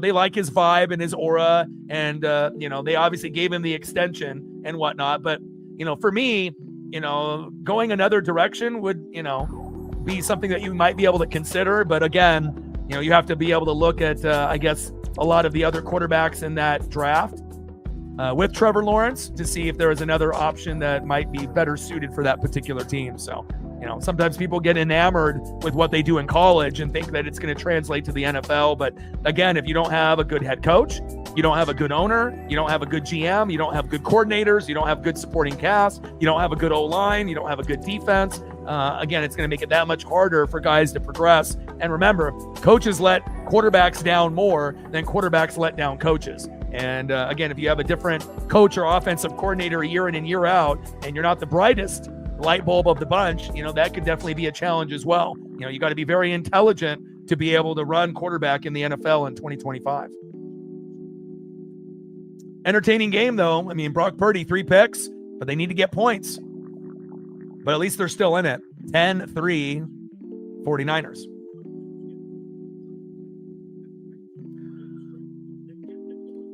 Drake May is something else, just like Daniel Jones. Very exciting to watch. But again, if you're looking at what Drake May has and Daniel Jones have, what Bryce and Trevor don't have is good coaching. And again, if you have great coaching, great supporting cast, then guys eventually, find the right fit. And again, if they didn't hire the right coach in New England, we wouldn't be talking about Drake May. And obviously, with Daniel Jones, they decided to give up on him because the Giants didn't really have a whole lot to work with. But then you go to a Colt team that has more weapons, and he's been able to find maybe his forever home. And again, sometimes it's not going to be the first place where you play is going to be your forever home. Sometimes you got to go to your second, third, fourth team, like even Baker Mayfield going from the Browns, terrible organization, then going to Carolina, playing there briefly, and then going to the Rams, and then, obviously winning a big game, and then, in that last, kind of month of the season for them, and then eventually getting the Buccaneers to invest in him. And, sometimes you just got to be able to find that right fit and hope that, everything comes together at the right time. So, yeah, but nobody does good in Cleveland. Besides Myles Garrett, on the defensive side. But again, they've had like 50 quarterbacks in the last 30 years. So it's more than just the quarterbacks that they draft. It's the ownership, the GM, the coordinators, and just the overall vibe of the organization, and, sometimes, no matter how good a quarterback is if you don't have the good coaching and supporting cast, you'll never get the most out of your guys, like a Baker Mayfield. So, and obviously Cleveland's probably wishing that they still had Baker, but Baker that you see on the Bucs would not be the same type of Baker that you would see on Cleveland today. It wouldn't be the same, because they don't have the same type of talent and coaching. But again, I wouldn't mind if Bowles gets replaced at some point or another. Yeah, Dart is nice. The only problem with the Giants right now is all their guys are injury prone. Dart, Scadaboo, right? And obviously Malik Neighbors, all with season-ending injuries for the most part, or extended length of time injuries, But again, they definitely click together. We just got to hope that those guys can stay healthy together. Yeah, but also with May, if he didn't have the right coaching, that really took his game to the next level. Because if you actually look at New England's team compared to last year and the year before, there's not a whole lot of differences, from one roster to the next. So, when the roster is essentially the same, besides rookies and a little piece here, a little piece there, then it really does come down to coaching, and discipline and being able to change your mindset. And, again, when you find the right one, you'll know it. And, Carolina obviously is still looking, and I don't think Canales is the guy that's going to be able to, take them to the promised land, so to speak, but again, he's the guy that they have at the moment.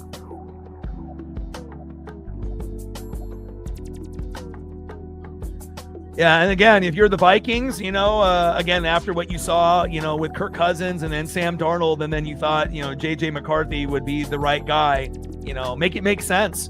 It's not like he threw the ball a whole lot in college as it is. I mean, they ran the ball at Michigan and played good defense. Why would you draft a quarterback that typically, would hand the ball off? Doesn't make any sense, but, and I think J.J. McCarthy is another guy, concussion protocol, injury prone, and whatnot, and doesn't really have the skill set. So I would assume that Minnesota will be looking for, a guy, like a Jameis Winston at some point. And I would assume that they will be drafting another quarterback to try to find that guy. And it shows you like how hard it is to be able to find a really good, consistent quarterback, no matter how good they did in college. Again, the NFL is a very tough league to be able to succeed in, and it's not going to be just the quarterback that ends up being successful by himself. It's going to definitely be a team effort. So we've got 1 minute left here before halftime. Carolina is going to receive in the second half, and let's get a deep throw to Tet McMillan, please. Let's keep pounding the rock with Rico Dowdle, please, and let's let Bryce Young use his legs, because obviously throwing the ball doesn't really have it going here today.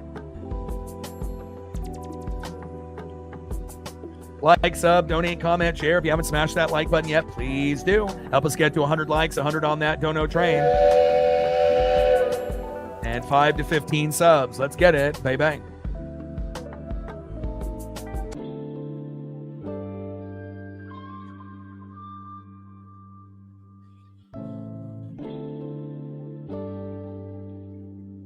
Yeah, and obviously, having pocket quarterbacks and guys that can actually scramble and improvise on the run, that's kind of where the league is going, and it has been for the guys like Tom Brady and Peyton Manning. There are going to be a few of those guys that will still exist in 2025 where they're just pocket guys. But the reality is on how quick a lot of the pass rushers are. You need to be able to expand and extend plays and to be able to, give your team a little bit more time to get open. And, if you have a guy that can scramble and run, and be good, with the football in their hands, like Jalen Hurts and Josh Allen, then it takes their game to a whole nother level. All right, halftime is just about up, and Carolina will be receiving the second half kickoff here momentarily.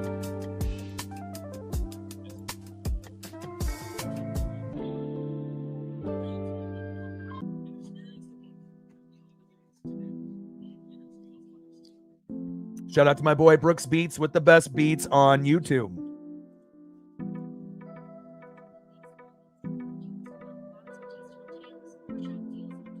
$26 subs to go to 23,300. You got the Dorset like. Awesome. And there won't be a stream tomorrow since there's not really anything to do. And then on Wednesday, I'm going to go to the Blazers and Spurs. Was really hoping to see Wemby in person, but again, 2 years in a row, Wemby has gotten an injury like a week before we were supposed to play him, so that's not ideal. But we're going to have a lot of fun. We'll go to the arcade. We'll end up getting some great food, and then we'll go to the Blazer game, which will be nice, and we'll exchange some cool gifts, which we usually do once a month.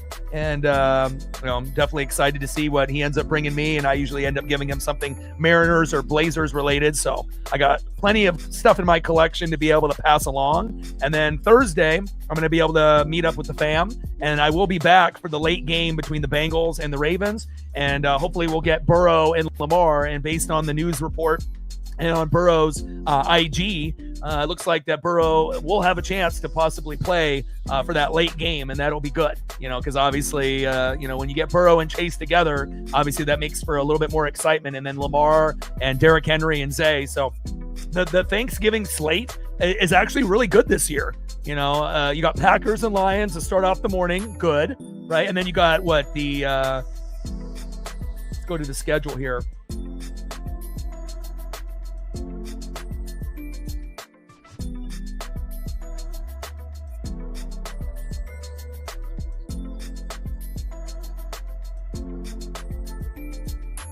Christmas schedule isn't that bad either. But Packers, Lions, Chiefs, Cowboys, and then Bengals, Ravens. It might be the best Thanksgiving slate that we've had, especially with the way the Chiefs barely ended up beating the Colts, so they're hanging on by a thread. Fumble! And the Panthers recover. Let's go! Wow.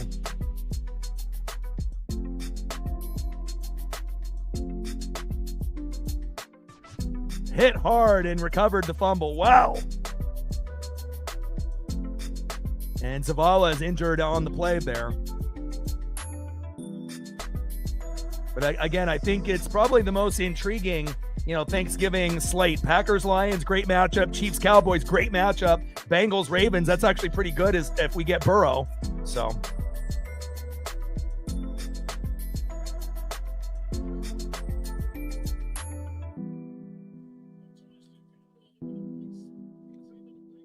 And a nice run there by Rico Dowdle to that right side, 17 yards. First down, Panthers, move the chains. Yeah, but even with him not being 100%, they're going to win the AFC North over the Steelers, and they've already, got caught up, so to speak. So should be a good one.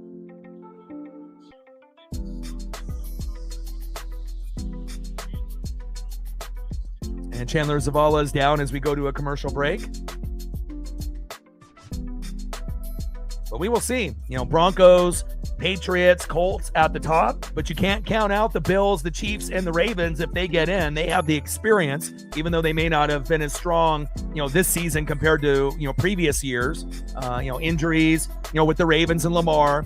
Obviously, kind of poor play by the Chiefs and not being able to execute late in a lot of their games, not being able to win one-score games like they typically do. And then obviously with the Bills, awesome offense with Allen and James Cook, but defense kind of shitty. Every once in a while the Bills defense plays well, but even adding Bosa, it still isn't really enough for that Buffalo defense. But again, you just never know. Will playoff experience, for the Ravens, Chiefs, and Bills, be a factor going against the Broncos, Colts, and the Patriots? Could be. And then you got a team like Jacksonville still in the mix, and there'll be a few others trying to be able to get their ticket to the dance. So yeah, and again, they were quite a few games behind in the division, but again, easy division to be able to come back from. Burrow injured, their defense stinks, their only offense. Browns obviously beat the Raiders with Shedeur Sanders, but no one's really going to bat an eye with Cleveland. But we'll see. The Ravens, could end up doing some damage, but we will see. And I'm looking forward to that matchup on Thursday in the evening. When we have our turkey and our gravy and our mashed potatoes and our pie and our stuffing. And I will be back, about an hour and a half before that kickoff. So it'll give me time to make that thumbnail. And again, so we have the stream today, and then tomorrow off. Wednesday, I'll be busy at the Blazer game and spending time with my boy Justin. And then on Thursday, that last stream for that last game, Bengals and Ravens, will be live here. And then on Friday, we'll be doing the Bears and the Eagles. That'll be on Netflix at noon as we get an offensive holding call there on Carolina. Now first down and 20 at the Carolina 34. Then we'll be doing Ducks and the Huskies on Saturday, and then going into the Sunday night, Monday night matchups like regular as well. Minnie in the building. What's good? Much love from Canada. Canadian viewership has gone up quite a bit on the channel as well as female viewership, as I was noticing. 2-yard run by Rico Dowdle up the middle. White and Davis with the coverage. Second down and 18 at the Carolina 36. And again, you can't have self-inflicted wounds by Carolina. You're coming up with all of these turnovers, but you're not able to capitalize off of them. And you're only down 7. You could be down 21 or more. So, I mean, you're hanging around, but at some point you got to be able to get in the end zone. Oh, Hawks will be able to beat the Vikings. Again, offensive line has been playing well. Defense is playing well. JSN is playing like he's the best receiver in the game besides Devontae Adams, who obviously has more touchdowns. But those two individuals are playing out of their minds. And, again, it's kind of a trap game for Seattle, which is pretty much every game, if you're looking at the schedule, could be, a game that you should win, but will they win? But again, Vikings have some injuries, and I imagine Seattle will be able to take advantage of those. Bryce Young, short right to Rico Dowdle, and that's a 12-yard pass. Third down and 6 at the Carolina 48. I think you'll have a happy birthday there against the Vikings. Andrea in the building. What's good?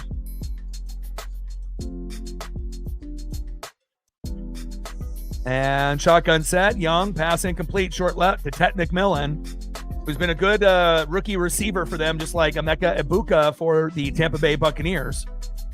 And obviously Tyler Warren, rookie tight end from the Colts, has been fantastic as well. Fourth down and 6 at the Carolina 48. And that's just unfortunate because it feels like when you watch Carolina, they can only come up with like one splash play per drive, And again, if you're only being able to get one big splash play per drive, that's not going to be able to get you in the end zone.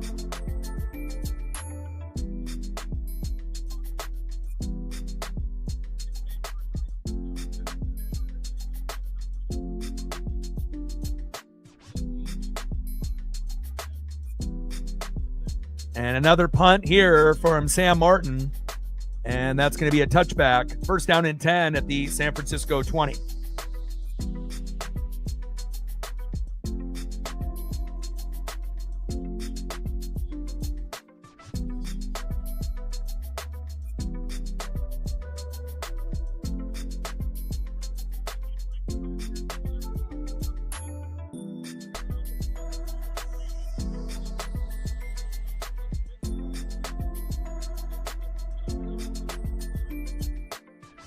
.25 left here in the third quarter. 10-3 Niner lead.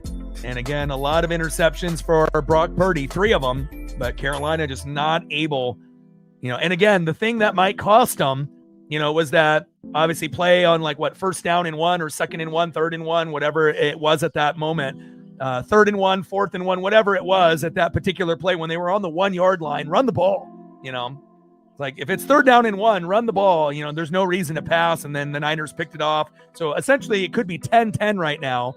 And that might end up being the difference in this game.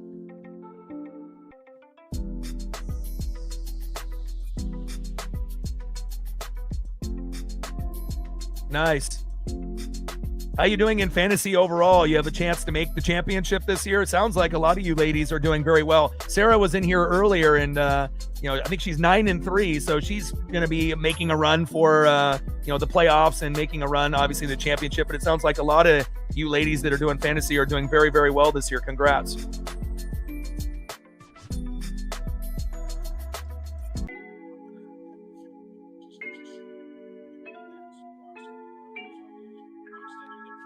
Now, shout out to my boy Brooks Beats with the best beats on YouTube.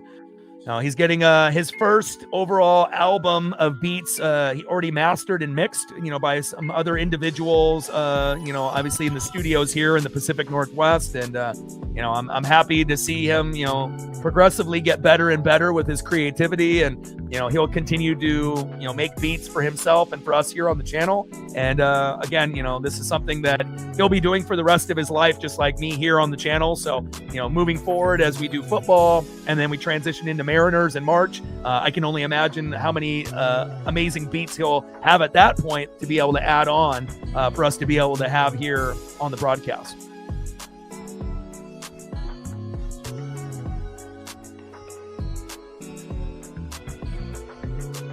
Yeah, I mean, it definitely shows you, regardless if you're a male or a female, if you pay attention and you read and you follow up, and then also if you can find guidance on places like this, based on players, on who's good and, what to look forward to and just everyone's overall, due diligence. We've had quite a few, females win leagues with all guys, or maybe just with another girl or two. And, it's nice to be able to see, it's not going to be a male dominated thing, pretty much anymore. Within the last, probably 5 to 10 years, there's been a pretty big spike of female, attendance, with the fantasy football. And a lot of them have not only done well, but they've also won championships. So a force to be reckoned with, so to speak. 7 for 12 for 40 yards, no touchdowns and 1 pick for Bryce Young. 14 for 23, 114 yards, 1 touchdown and 3 picks for Brock Purdy. Shotgun set, Purdy short middle to Christian McCaffrey for a yard. And again, if the Niners want to try to run away with this, going to McCaffrey would be the way to do it.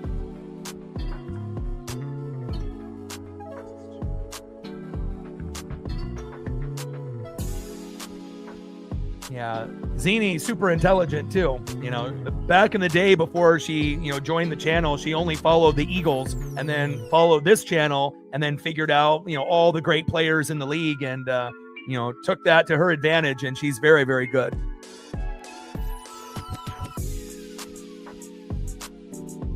Shotgun set, Brian Robinson Jr. towards that left tackle, 4-yard gain. Derek Brown for the Panthers with the tackle, the DN. And that's going to be 3rd down and 5 at the San Francisco 37.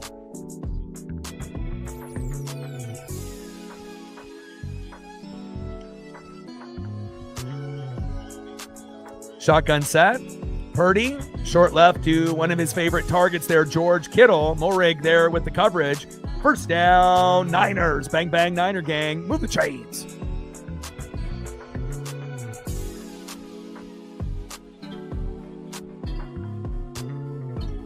Barrow's done a very good job for that Carolina D, the strong suit of the team.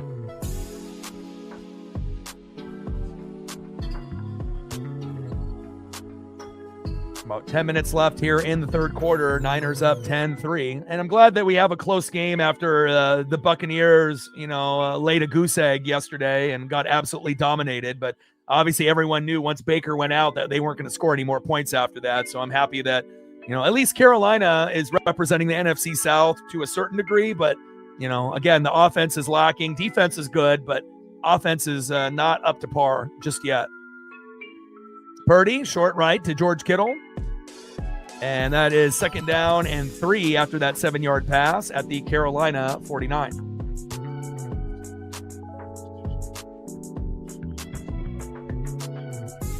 Lamar, Neighbors, Kittle, Bowers, London. Oh my. A lot of injuries that it sounds like you're dealing with.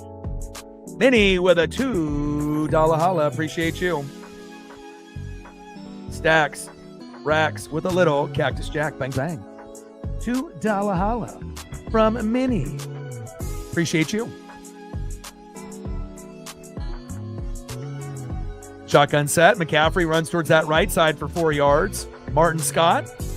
And that'll be 1st down, Niners.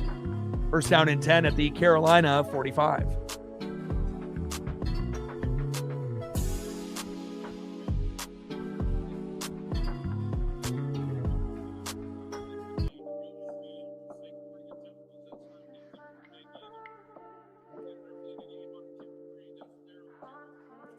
Robinson towards that left side, towards the end. And Lathan Ransom there with the coverage, but not after an 8-yard run by Brian Robinson Jr. 2nd down and 2 at the Carolina 37.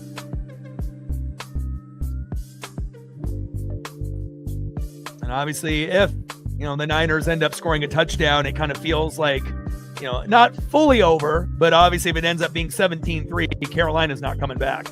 They still might, put up something, but obviously having a hard time moving the ball under this Robert Saleh defense. Reflect with a 3 here. Every dollar counts. Stacks. Racks with a little Cactus Jack. Bang, bang. Appreciate you. $3 holla on the Dono train. Appreciate you, Minnie, as well.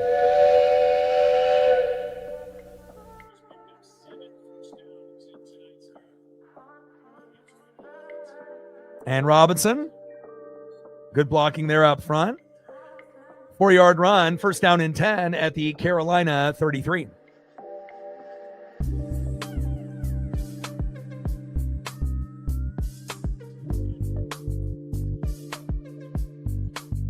Like, it almost kind of feels like Carolina is going to need a pick 6 or a fumble for a touchdown, a blocked field goal for a touchdown, or a blocked punt for a touchdown. Like, they're going to need something special. It's kind of crazy to say that they would need to score on special teams or defense to win this game or to at least make it competitive, but they haven't shown that they can really do anything on offense, and it might be time to go deep to Tet McMillan to see if they can draw a PI or to get a big play, because obviously dinking and doinking with these little 5-yard gains here and there isn't really working. And obviously they still need to go to Rico Dowdle. He's been a top 5 running back in fantasy and a top 5 running back in real life. They cannot abandon the run. The moment that the Panthers abandon the run, it's over. And right now, even though the Niners are up 7, it kind of feels like one more score, it could be over. So let's see if Carolina can come up with another big play. And again, they're definitely going to be running the football more here in the second half with Christian McCaffrey and Brian Robinson Jr. So if that's the case, they got to punch the football out like they did on McCaffrey in the first half. But the difference is you got to land on it this time. You can't let them, do what they did early on.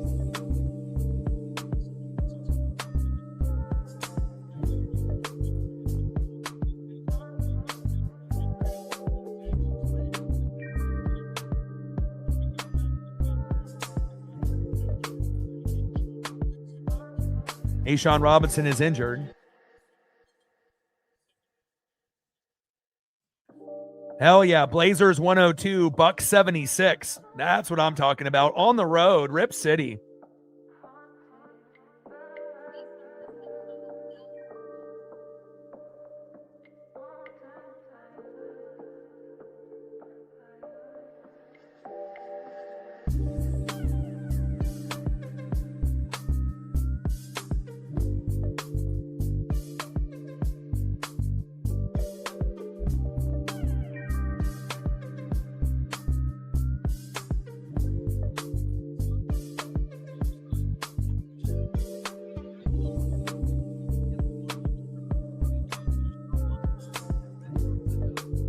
Yeah, I mean, obviously, if the Panthers win, that's good, for the Niners to have another loss, especially when you're having a log jam, in the AFC West with the Broncos, Chargers, and Chiefs, and also a log jam with the Rams and the Seahawks and the Niners. So,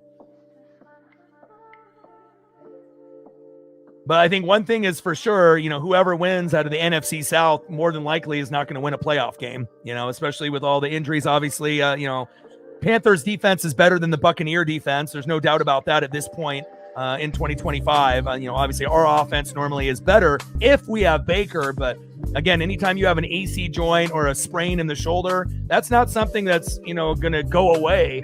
It's going to be lingering. So, it definitely will hinder some of that deep, arm strength where we would need Baker to go deep to like Ibuka and whatnot and Godwin and others. So we'll see how it all plays out, but some teams are Super Bowl contenders and others are going to be pretenders. And unfortunately, the South will be pretenders this year. 3-yard run there by Christian McCaffrey. One of them with the tackle. 3rd down and 6 at the Carolina 29.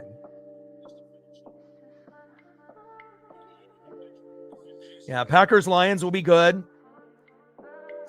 Cowboys-Chiefs will be good. A very even matchup for both of those first two games. And I actually think Bengals-Ravens will be good, especially if Burrow plays. Now, we don't know how rusty Burrow will be, but if Burrow plays well, that'll give them a shot with Burrow and Chase. But, we would assume the Ravens will win that game. And on 3rd down and 6, Purdy to Jennings.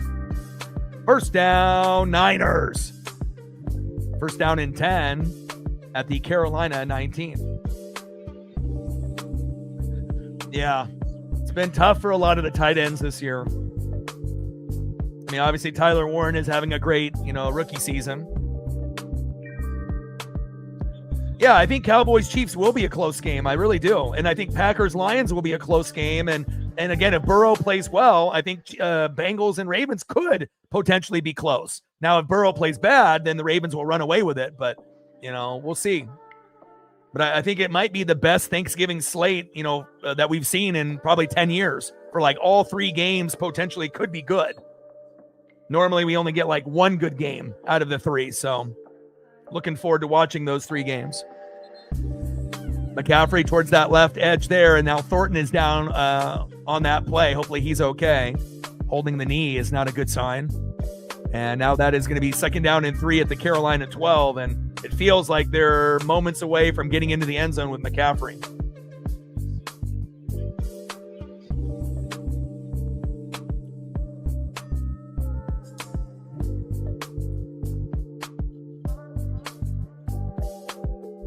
But I'm definitely looking forward to the turkey. I'm looking forward to the mashed potatoes and gravy. I'm looking forward to the stuffing. Love me some stuffing. Looking forward to the apple, cherry, pumpkin pie, whatever is there, unless like cheesecake is there. I'll definitely take that as well. And I'm definitely looking forward to the leftovers. And hopefully I'll have a day or two's worth of leftovers. And it's going to be fantastic. It's my favorite holiday of the year. Family, food, friends, football, the 4 Fs. I mean, it doesn't get any better than that. And again, we'll work, on my birthday. We'll work on Thanksgiving. We'll do the Bengals and Ravens game. I'll be home just in time for that one. And then we will be obviously live on Christmas for the late game as well.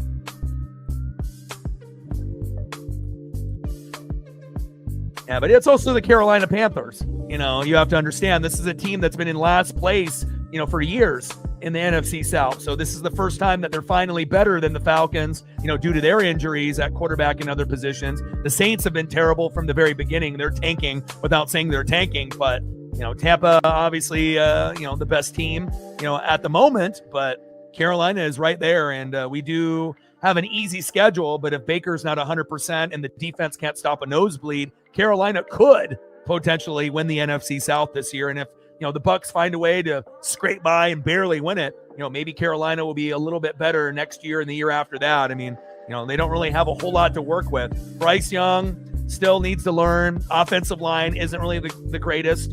Rico Dowdle is good. Ted McMillan has played pretty well, but they still have quite a few more pieces that they need to add, to this team. Like a really solid tight end. Like if they had like a Greg Olsen, on the team now, think about how much that would improve Bryce Young. And, obviously if you could go back in time, like Reflect said, having CJ Stroud on Carolina probably would be better, than having Bryce Young. Having an undersized quarterback really doesn't smell success all the time. Every once in a while you'll get a shorter quarterback that can do it, but you got to be able to see over the big boys on that offensive line and defensive line.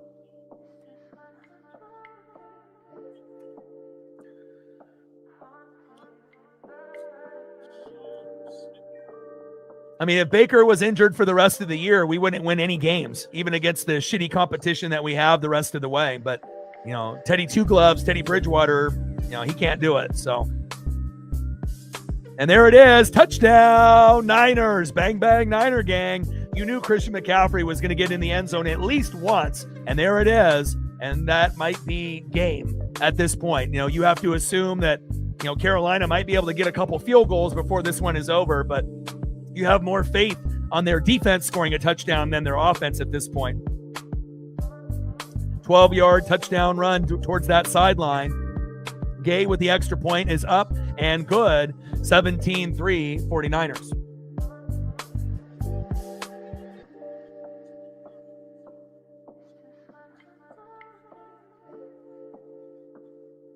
Yeah, I love the Thanksgiving meal because, I don't eat that type of food, other than that or Easter. So, to be able to have those types of food, and sometimes ham is cooked as well on top of the turkey. So, I'm definitely looking forward to seeing the dad and stepmom and my stepsister. And, we don't usually have a big crowd. It's usually less than 8 of us, there, and a little bit of football, catch up a little bit. And, and then I'll be back to walk Paisley for her afternoon walk, and then we'll be ready to go for the Bengals and Ravens on Thanksgiving evening.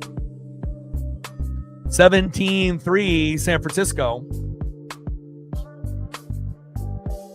And hopefully Carolina will be able to get at least a touchdown before this one is over.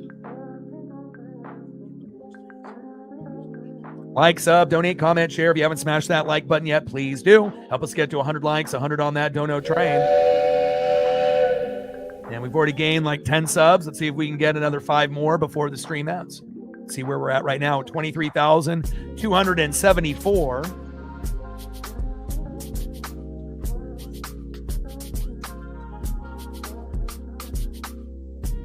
And we need 26 to go to get to 23,300.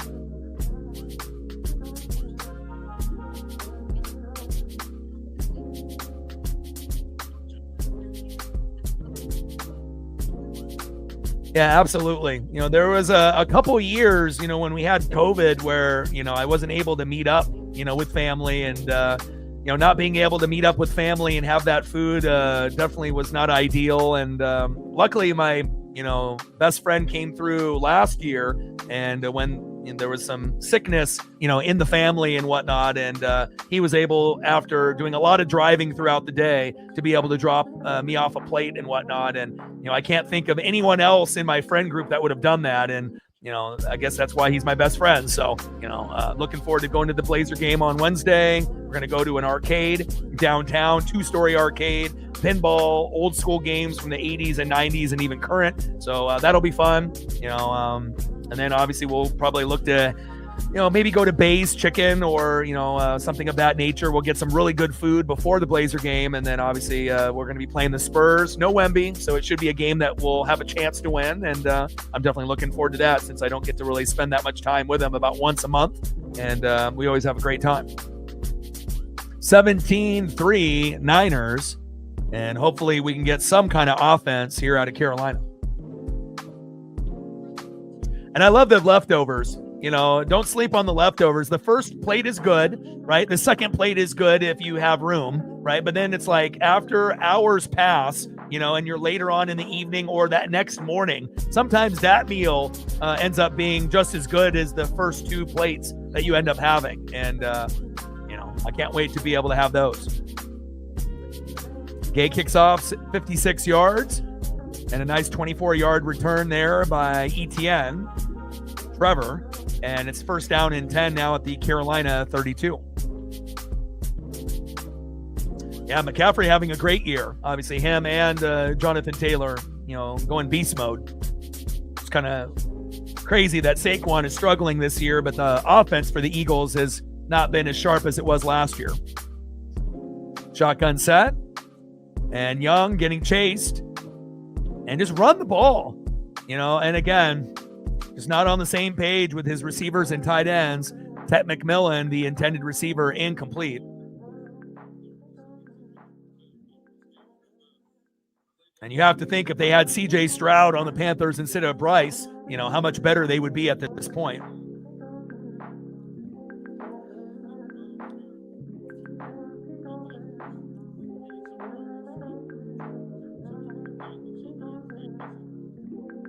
Yeah, and even though the offense has struggled for the Eagles, that doesn't mean that they can't win the Super Bowl again. They definitely can. Even though the Rams look like the best team in football. Young, screen pass. There we go. Nice missed tackle there. And Chuba Hubbard, first down, Panthers. There we go. I mean, you're not going to really be able to go with anything that's like 5 yards and deeper. So I guess if you have to run screen passes to Chuba Hubbard and Rico Dowdle, and if that's the only way you're going to be able to move the football, so be it. But again, they definitely need an elite tight end, to be able to help Bryce in his development.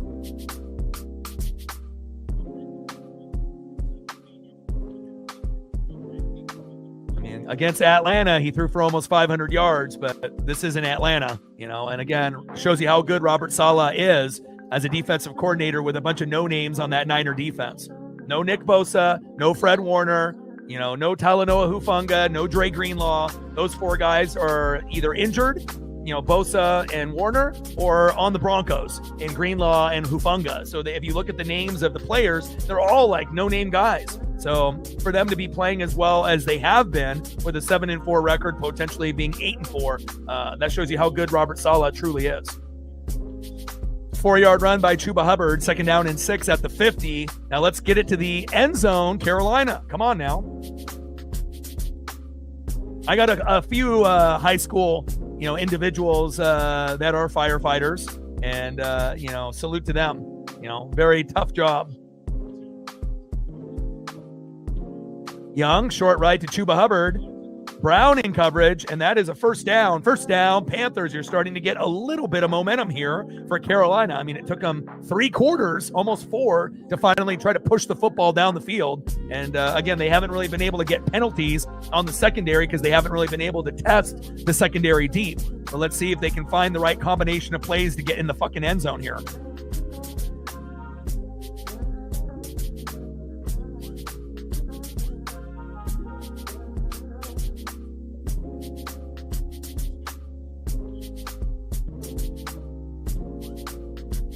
Nice job by Chuba Hubbard with that screen pass to the left side now. Elliott and Stout in the coverage. 2nd down and 4 at the San Francisco 34. This has been the best offensive drive Carolina has had in quite some time.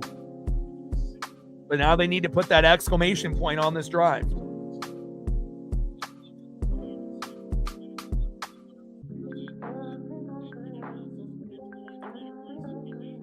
Less than 2 minutes to go here in the 3rd quarter. Come on, Carolina. You might be a rival to Tampa Bay, but I want you to play well. I mean, you've been a bottom feeder forever like the Bears, and it's cool to be able to see bad teams end up turning into being pretty good, regardless if it ends up being a rival in the division or not. 5-yard pass from Young to Leggett. 5-yard pickup there for Xavier. First down, Panthers. Here we go. I mean, only 1 reception for Tet and Xavier each, 1 for 6 and 5 yards, 11 for 17. Much different than almost 500 yards passing against the Falcons last week with Bryce Young. But they're starting to get a little bit of rhythm. Let's see if they can get a little Uncle Mo and that momentum. Shotgun set, Young, pass incomplete short middle to Jimmy Horn Jr. 2nd down and 10 at the San Francisco 29. And the Niners are typically just sending 4, but I would assume, on 3rd down, they'll bring the blitz. And, when Young has a blitz in his face, he doesn't really do too well, but most quarterbacks don't.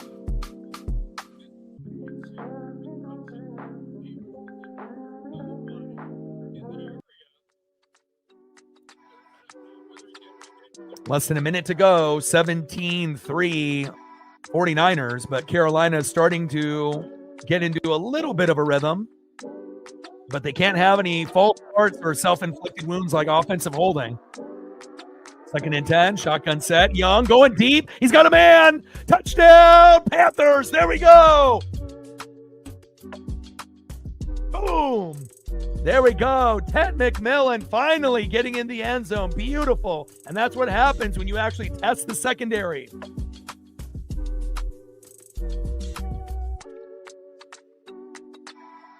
There we go.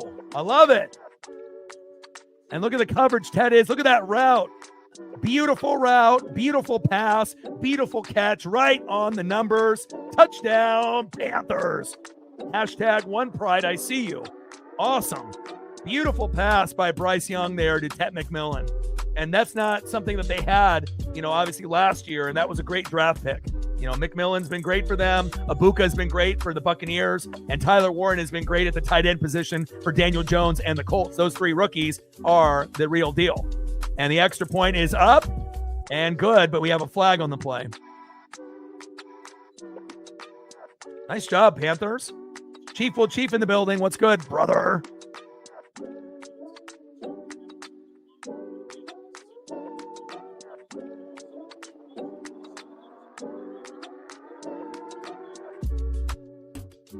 Penalty there on the Niners. Yeah, we've been waiting.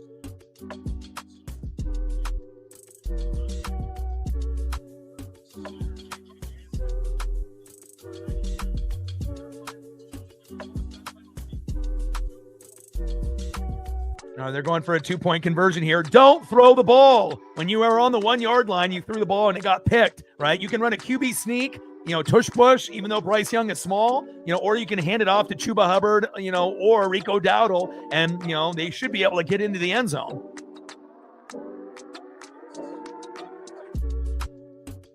Hopefully they're smart enough to go to Chuba Hubbard or Rico Dowdle. That would be the, smartest decision here.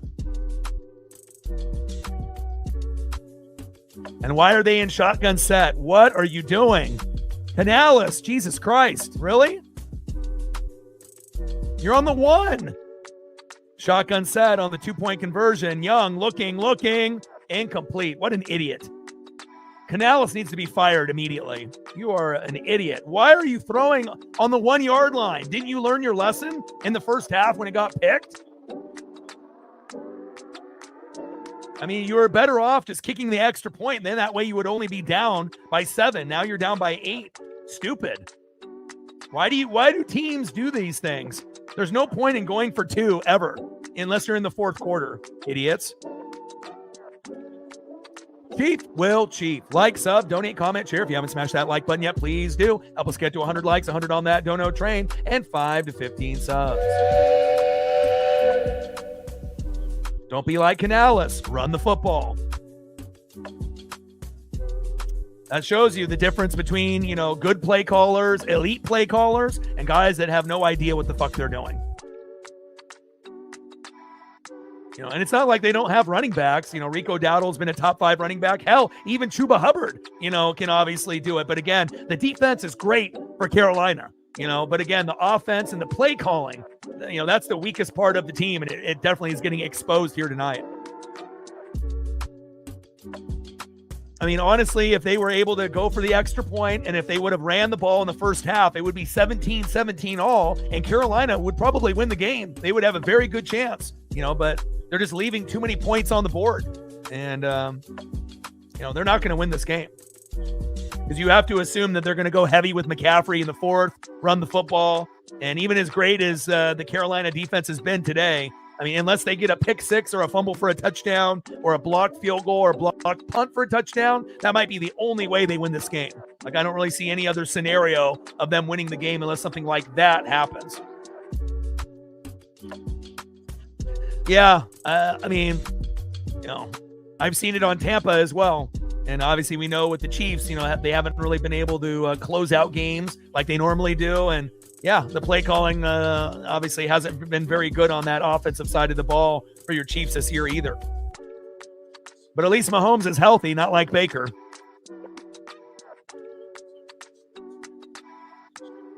And Juwan Jennings with a nice catch there from Brock Purdy. 2nd down and 2 at the San Francisco 38.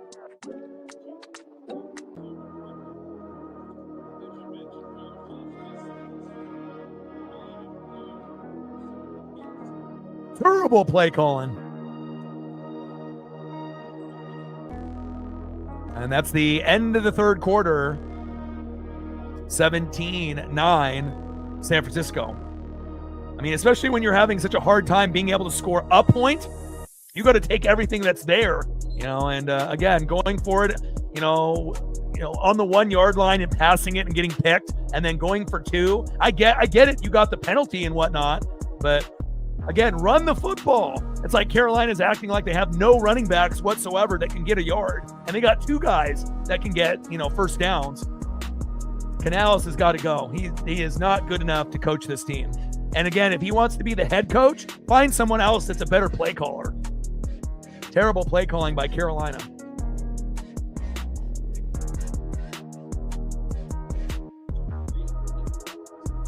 Yeah, I mean, trust me, I know. And again, Todd Bowles has not been very good on the defensive play calling either. When we're typically known as a defensive team first, offense second, and it's rough. It just sucks when you get to see your team just get absolutely fucking demolished and stomped. And yesterday was the first time Tampa got blown out all year, so I'm thankful for that. But just too many injuries, and then Baker getting hurt, and then the defense being terrible. Nothing that gets me more aggravating than seeing a shitty defense,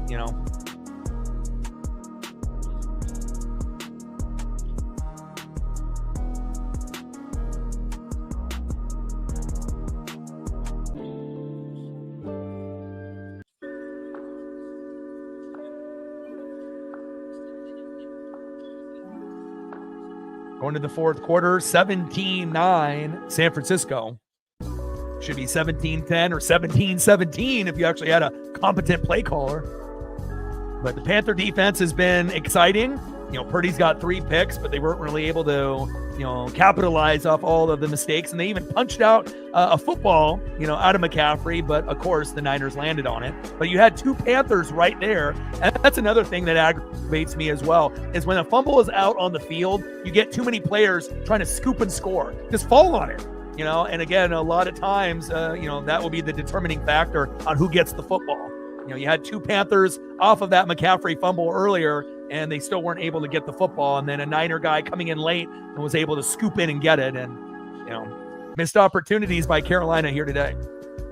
But again, you also have to remember Carolina normally is last place in the South. Typically, that only wins like 3-4 games a year. So for them to be 6-5 right now and second place in the South, they haven't been in this position in a long fucking time. I mean, this is not a team that's nowhere near the Cam Newton team that went to the Super Bowl, obviously, when he was MVP, and then they ended up losing to Von Miller and Peyton Manning on the Broncos. I don't know if they'll ever be that good again, but it seems like every 10 to 15 years they put it together. Jake Delhomme in 2003 with Mushin Muhammad, and then obviously that Cam Newton team. But I like what they have on defense there, and then the ball comes out late, but McCaffrey's knee was down. And it kind of feels like McCaffrey, more than likely will have an opportunity to get a touchdown through the air off a screen pass or on the ground. Yeah, elbow is down.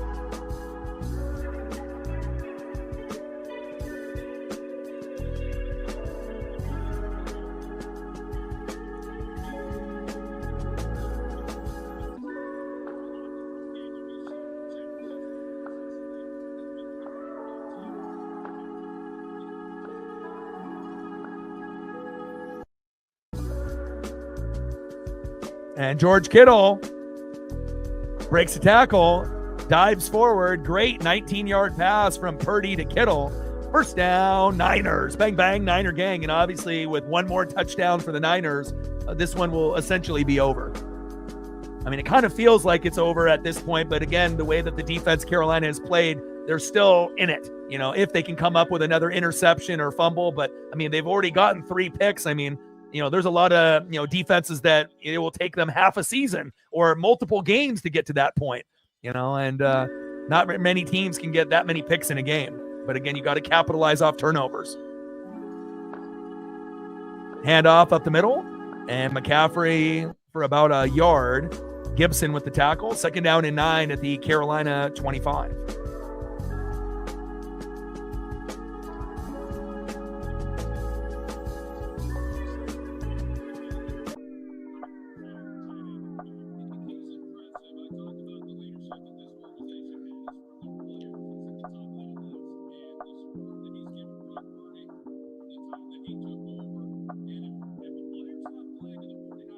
Less than 13 minutes to go here in the fourth quarter. 17-9 Niners.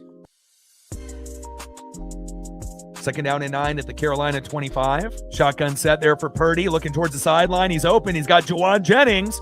And that's one thing about the Niners that you do notice is that after contact, a lot of their players are very slippery, and they're able to get extended yards by, hurdling, spin move, leaning forward, just, anything to be able to make a 4-yard gain, a 6-yard gain, a 12-yard gain, a 16-yard gain. And sometimes they're able to slip through a tackle or two for that big play. And it's not just Christian McCaffrey, George Kittle, obviously Juwan Jennings, Ricky Pearsall, all of those guys have that ability.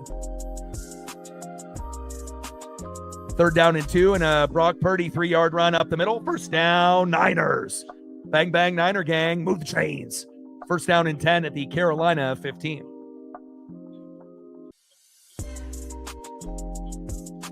For real, some teams can get picks, 1, 2, 3 in a game, and other teams, it might take a long time before you get 3 or 4 picks in a season, for sure. Also, depending on who you're playing and the style of play of the teams that you are playing, if they like to pound that rock.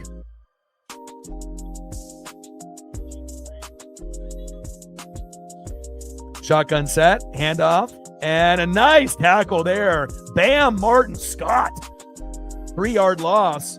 Second down and 13 at the Carolina 18. And really the only thing that might be able to save Carolina from this game being officially over is holding the Niners to a field goal or nothing and getting a turnover.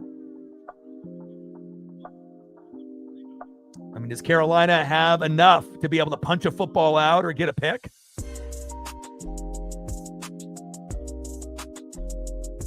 Second down and 13 at the Carolina 18, 17-9 Niners. And McCaffrey with the screen pass. Look at the speed. Wow. Smith-Wade with a big tackle. Carolina's defense. I wish Carolina's defense was on Tampa's. That's how you actually play football, baby. Third down and 18. I mean, Tampa can't fucking defend at all. They can't defend the run. They can't defend the pass. They can't fucking tackle. At least I can see someone from the NFC South playing some D. Nice job, Carolina. Third down and 18 on the biggest drive of the game for the Carolina defense at this point. Third and 18 at the Carolina 23.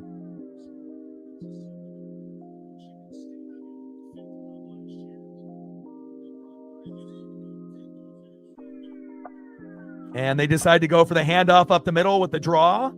And Brian Robinson Jr. actually gets 12 off that draw there. Delayed handoff. Fourth down and 6 at the Carolina 11. And the field goal unit will come out. So they're going to have a chance, but again, not kicking that extra point and going for 2.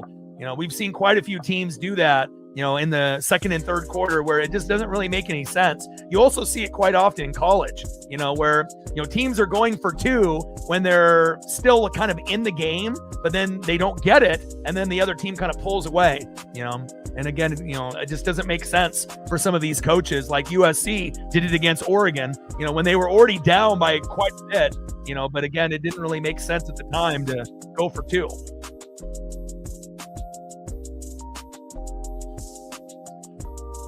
Field goal is up and good by Matt Gay. 20-9 Niner lead.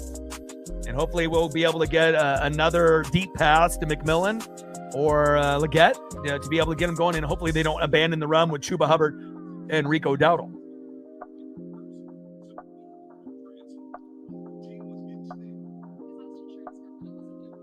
Like, sub, donate, comment, share. If you haven't smashed that like button yet, please do. Help us get to 100 likes, 100 on that dono train. And 5 to 15 subs. We've already gained about, 5 to 10 subs. Shout out to Ronald, Sarah, Megan, Minnie, and Reflect. We are at 61, 39 to go to hit the dono goal.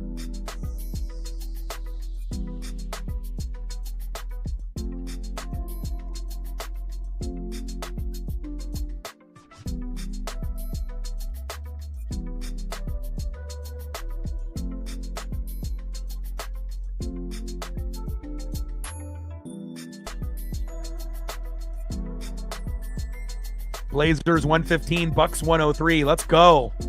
Jeremy Grant with 35. I love that. Heat beat the Mavericks, Chief. 106-102.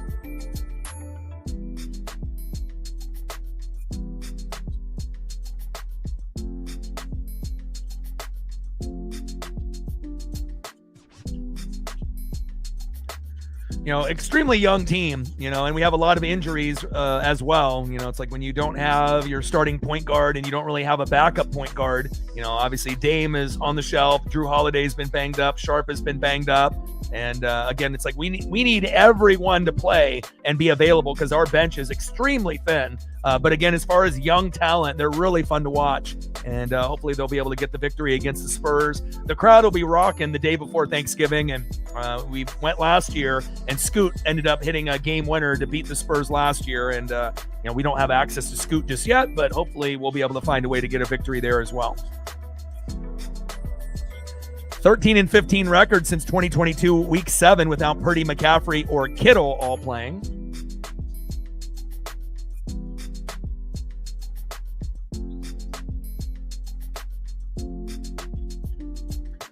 I am going to the Blue Jays and the Mariners in Seattle for the 4th of July. So we've been doing that as a tradition with me and my best friend. And we were excited to see that the Blue Jays are the team. We did the Orioles 2 years ago when they were a playoff team, won that. We played the Pirates this previous season. And now we get the Blue Jays on the 4th of July. It is going to be rocking. I can't wait. Hopefully I'll be able to get a Cal Raleigh foul ball or something of that nature. So Purdy, 22 for 31, 185 yards, 1 touchdown and 3 picks. McCaffrey, 20 rushes, 79 yards and a tutty. And George Kittle, 6 receptions, 78 yards. He's not in the end zone yet, but there is a chance that he might be able to get in there before the game is over. All right, Carolina, it's do or die time. You got less than 10 minutes to go. You got to be able to get at least a field goal minimum on the drive, but we're hoping for 6. Shotgun set on 1st down and 10. Young, incomplete. Deep pass there to Tet McMillan. And that was almost intercepted there by Stout. Great coverage there by the Niners. 2nd down and 10 at the Carolina 35.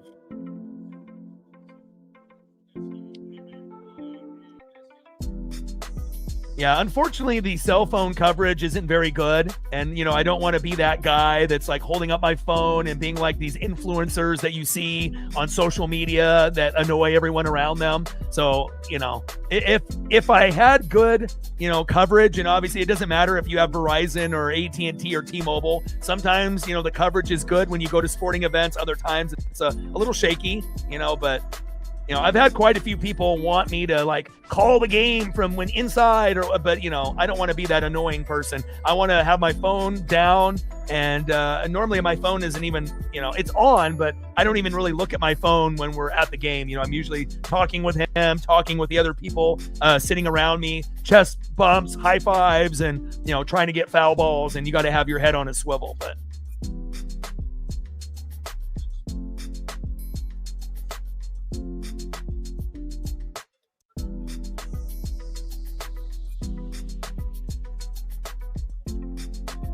actually, I don't really drink that often, maybe like, once a month, when I hang out with my best friend, if we, go to like an event. But normally when we end up going to the game, we don't drink, because again, if you get too drunk, you're not going to get a foul ball. So again, I need to make sure that I'm sober. I got the, seat right on the aisle so I can go up and down, 5 aisles down, 5 aisles up.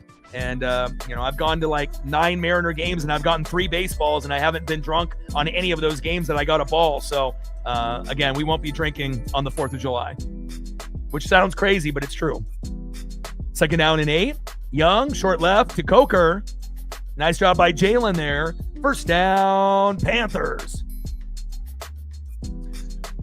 But, I got 1 ball from Kike Hernandez on the Dodgers, and that was like around 2018, 2019 when they came to Seattle. And then I ended up getting a Julio Rodriguez rookie foul ball. And then when Aaron Judge, broke the home run record and got 62 in that same year in 2022 in Julio's rookie year, I got an Aaron Judge ball also. So, I would say that's a pretty good trifecta of baseballs. And my best friend Justin, lives in Oregon now, but also lived in LA and has been to probably 50 to 60 Dodger and Mariner games combined, and he hasn't even gotten one ball. The closest he got to getting a ball is when he was sitting with me when I got the Julio ball. So first down and 10, and a nice scramble there by Bryce Young. But, it definitely is not easy getting a ball, but I'm going to try.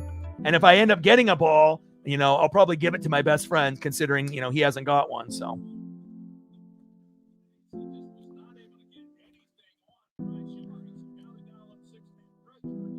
Yeah, and I got a baseball with a different person each time. The first time I got a ball, I was with my dad, who's a Dodger fan since the 50s, and I got Kike Hernandez. Second time, I got a ball with my best friend Justin, and that was Julio, and his rookie season against Bobby Witt Jr. in the Royals, which was awesome, and when he was a rookie also. And then I was with Preston, my other friend, when I got the Aaron Judge ball. So over the middle, intercepted, and a big interception by Brown, and that might be ball game. And again, you had a feeling that the Niners were going to get a pick at some point against Bryce Young. And there it is.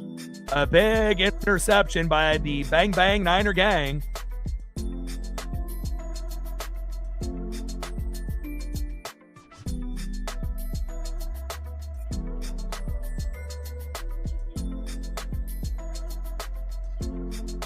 Robert Saleh's defense coming up big. I would love to get a Cal Raleigh ball, or even like a Josh Naylor ball, since he's going to be obviously, with the team for the next 5 years and whatnot. But obviously Cal would be the guy that I'm trying to get. So, I mean, that might be the only ball that I might have to keep if I ended up getting a Cal ball, but again, I me and my best friend are pretty tight, and I've given him thousands of dollars worth of memorabilia, since we've been friends. I have so much I've been collecting since I was like 5.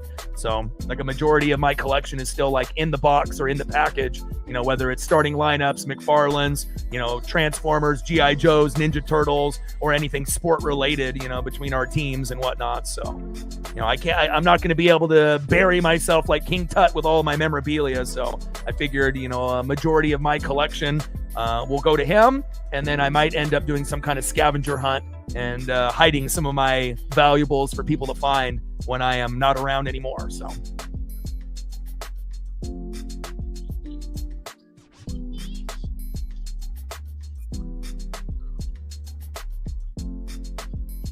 But definitely looking forward to the Blue Jays and the Mariners on the 4th of July. I mean, I'm not going to be able to go to too many games with my situation with my pup, but, usually in the past it was, 2 to 3 games a year, and we would, stay a weekend, and take advantage of like a 2-game set or a 3-game set. But with my pup, I don't have that ability. I got to make sure I'm there for her. So, usually it's like, 1 game that's on in the afternoon. We'll leave early in the morning, and then we'll end up coming back late in the evening. So. Finley in the building, what's good? Judah in the building, what's good?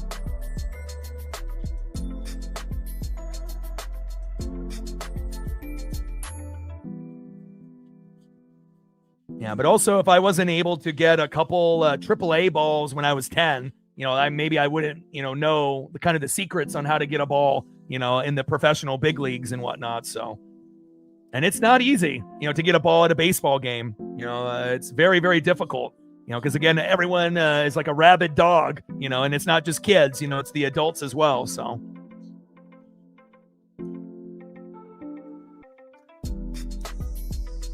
Yeah, well, it shows you, some head coaches are not good play callers, and Canales is one of those, and again, they had a great, game against the Falcons, but this is the Niners. It's not the same type of team.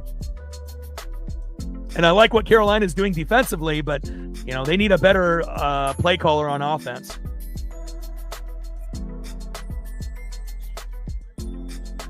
And again, if they would have went for it when they were on the 1-yard line and ran the ball in and not gone for 2, maybe it's 2017 right now. So, when you're a young team, with a young coach, sometimes you make those bad mistakes and then you got to learn from them, But again, I don't think Canales is, going to be the guy that's going to be able to take Bryce to the next level offensively with his play calling, because play calling is not very good. On the times that they need to run, they throw, and when they need to throw, they run. They need to be able to figure that out. I mean, I like Rico Dowdle. I like Chuba Hubbard. You know, I like Tet McMillan, but, you know, obviously they need a Greg Olsen at tight end, that type of player, you know, like a Sam Laporta type or Tyler Warren type to be able to help, you know, have that security blanket. And that's not something that they've had. And it definitely shows.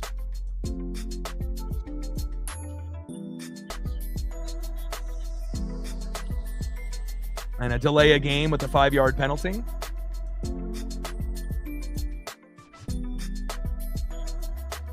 Yeah, I mean, there was like 1,000 plays, Finley, that you could have ran when you were on the 1-yard line at the beginning of the game after that interception. QB sneak, tush push, hand it off to Dowdle, hand it off to Chuba, anything but passing the ball, you know, and that's kind of the rule. You don't pass the ball in the 1 ever, you know, because that could happen. And, you know, and maybe they thought that it would never happen to them, but it did. Lots of picks in this game. And McCaffrey runs for no gain.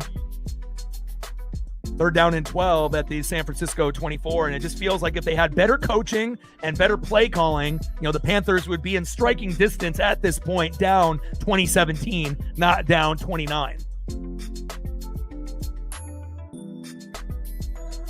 Purdy and Demarcus Robinson finally hitting the stat sheet towards the sideline there.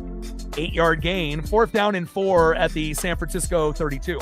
But again, you have to also remember, you know, Carolina normally is a bottom feeder in the bottom of the NFC South, and now they're better than the Saints, who are tanking, better than the Falcons with their injuries. And again, you can't expect, you know, a team like the Panthers to be as good as the Bears. They don't have Ben Johnson. But imagine if Ben Johnson was the coach of Carolina. They probably wouldn't be 8-3, but they would have probably more wins than they do right now. Yeah. And again, you know, some coaches, you know, are playing checkers and others are playing chess, you know, but sometimes if you get too cute out there and you try to get too fancy, it backfires. You know, you have to play within your means with your roster and who you have. So let them know. Like, sub, donate, comment, share. If you haven't smashed that like button yet, please do. Help us get to 100 likes, 100 on that dono train, and 5 to 15 subs. Let's get it, baby. We'll be off on Tuesday and Wednesday, and we'll be back on Thanksgiving for the Bengals and Ravens here on the channel. Tuesday will just be a day off to spend with my pup. Wednesday, I'll be at the Blazer game and the arcade and eating some good food with my best friend Justin, and then we'll be enjoying Thanksgiving, and we'll be enjoying all 3 of the games. Packers and Lions in the morning, Cowboys and Chiefs in the afternoon, and then the Bengals with Joe Burrow back against Lamar and the Ravens. Really looking forward to that. And Morstead with the punt. 7-yard return there by Trevor Etienne. 1st down and 10 at the Carolina 34.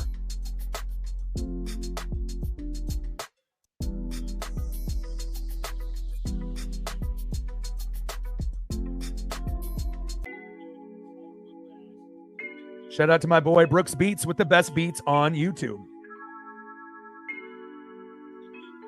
Coaching is everything, bro. You know, really everyone thinks it's all about quarterback, running back, wide receiver, tight end. Those are just glorified by the media. You know, again, if you don't have offensive line, defense, coaching, play calling, you're nothing. You know, you can end up having a great quarterback, a great running back, a great wide receiver, and a great tight end. But if your O-line stinks, you're never going to be able to get the ball, you know, down the field. And then obviously if you have a shitty play caller, it's going to limit what you can do. And then obviously if you have shitty defense like Tampa, right, you're not stopping anybody. You know, you can't stop the run. You can't stop the pass. It's embarrassing. You know, so again, you know, everyone thinks, quarterback, running back, wide receiver, tight end. Those are the most overrated positions in football. Now, of course, you got to have a decent quarterback. You just can't have some dog shit quarterback and think that you're going to make a deep run. You obviously have to have capable. But I feel like those positions are very overrated. You know, O-line, D-line, defense coaching, and play calling with the coordinators is definitely more important. Because you can end up having average quarterback, running back, wide receiver, tight end. But if you have elite everything else, then those guys go from being average to good or great based on the O-line and the D-line play. Young towards the sideline. A nice catch there by Leggett. 14-yard catch, 1st down and 10 at the San Francisco 41.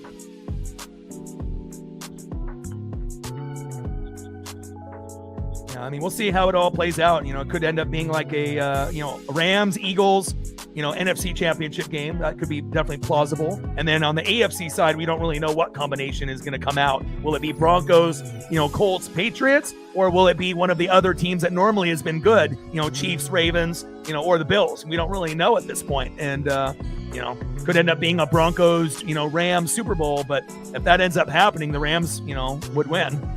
As good as the Bronco defense is, just don't know if they would be able to put up enough on that Ram defense. Extremely underrated. Illegal touch pass there, 5-yard penalty. First down and 15 at the San Francisco 46. Yeah, Chiefs-Cowboys is going to be great because the Cowboys have been playing some really good football the last couple weeks. Like, that's a game the Chiefs could lose, like, legitimately. And then the Packers and Lions could go either way. Just whoever shows up. You don't really know who's going to win that game. So, and then obviously if Joe Burrow plays and he plays well, they're going to have a chance, even though their defense stinks, besides T-Rex, we'll see what Lamar does. You would assume the Ravens will win, but if Burrow goes crazy with Jamar Chase, that'll keep them close, in that matchup on Thanksgiving night. And I'm hoping that's what that happens. I want to see a good, close back-and-forth game between Lamar and Burrow. Second down and 10. Uh-oh. Cleveland Farrell, it's 12th noon. You know what time it is. Time for a sack lunch. Yum, yum, yum, yum, yum, yum. Big sack lunch there on Bryce Young. Cleveland Farrell. Yum, yum, yum, yum, yum. Big sack lunch. Pop-Tarts, Squeeze-Its, Kudos bars, all of that's in there. He's got 2 picks, but that's very close, Minnie. 2 interceptions. Still very unbelievable stat line. But again, you're playing with Kyron Williams, and then you got the best duo with Puka and Devontae Adams leading the league with 12 touchdown receptions. Even though JSN has played fantastic also, Devontae Adams has had a rebirth in his career. Good for him. Yeah, I like Dak a lot. I know he's on the Cowboys, but I think that he's always been the most underrated. Again, people just like to shit on him because he's on the Cowboys, but if he was on any other team, I think that he would be getting more love, by NFL fans. It's just that he's on the Cowboys. And, anytime you're represented by Jerry Jones and all that bullshit, obviously it's going to have a negative light for a lot of their players. But CD Lamb is likable by pretty much everyone, but when you're the quarterback, you're always going to be scrutinized. But I would take Dak on the Buccaneers if that says anything. And, I think he's, a very talented player. Just he's on the Cowboys, so people like to shit on him. Timeout by the Niners, and now it's 3rd down and 18 for Carolina. Let's see what Robert Saleh has dialed in here for his defense. I assume they're only going to bring 4. Shotgun set on 3rd down and 18. Young, check down. And Rico Dowdle, and that's only a 10-yard gain with 4 Niners in his grill. And now it's 4th down and 8 at the Niner 39. Fred Warner in the stands there looking on. Yeah, Stafford feeding off that momentum with his teammate, from back in the day, Clayton Kershaw, going to the same school as youngsters and, obviously feeding off the Dodger World Series win. And we could have 2 Los Angeles teams in baseball and the NFL being champions this year. Field goal up and wide right, no good. Now, if that crossbar was, 10 feet to the right, he would have made it, but 20-9, Niner lead. Yeah, but is it Dak's fault that they come up short in the playoffs? It's like Justin Herbert, too. It's not always Herbert or Dak's fault. A lot of times it's the defense. It's not always the quarterbacks that are the ones that are losing the game for their team. Sometimes it's other players fucking up. Running backs, wide receivers fumbling, or the defense not playing well, And of course, Dak has gotten better and better, in different categories, like from the 20 to the 20, he was pretty good, but then in the red zone, not the greatest, but he's been able to get a little bit better and a little bit better. And you also have to see what he's working with. And, him and George Pickens have been lighting it up and, we'll see where it goes. It's not like they're a Super Bowl contender, but at the moment they've been playing some decent ball. So good for them.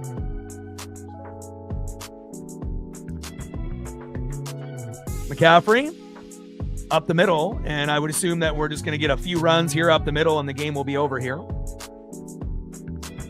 Yeah, you can't have Stafford on the bench, dude. Not with, with what they have to work with.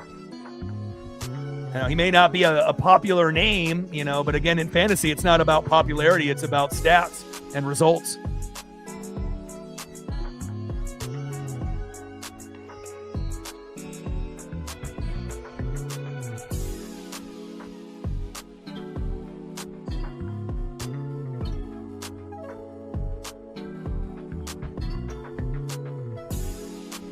Eagles, Chargers. Should be interesting. I mean, if Herbert can get it to Ladd McConkey and the defense can actually stop the Eagles at some point, we will see. If it was Eagles at home, you would say, oh, Eagles all day. But Eagles on the road, the way that they've been playing lately, getting shut out by the Cowboys in the second half. I don't think I've seen the Eagles shut out in a half in years. So even though the Eagles are still one of the top teams with the Rams, they definitely have some weaknesses this year.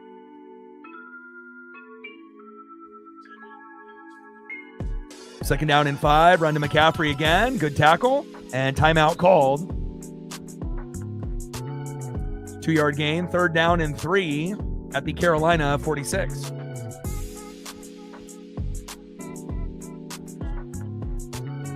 Yeah, the thing is that if you have guys that are like on the Vikings, they're not even really worth having because they're not going to get the ball. It's, again, like when they had Kirk Cousins, you're going to get the ball. You have Sam Darnold, you're going to get the ball. But, with the quarterback carousel that they have there, all those guys have not very much value, and again, that shows you how important having a good quarterback really is.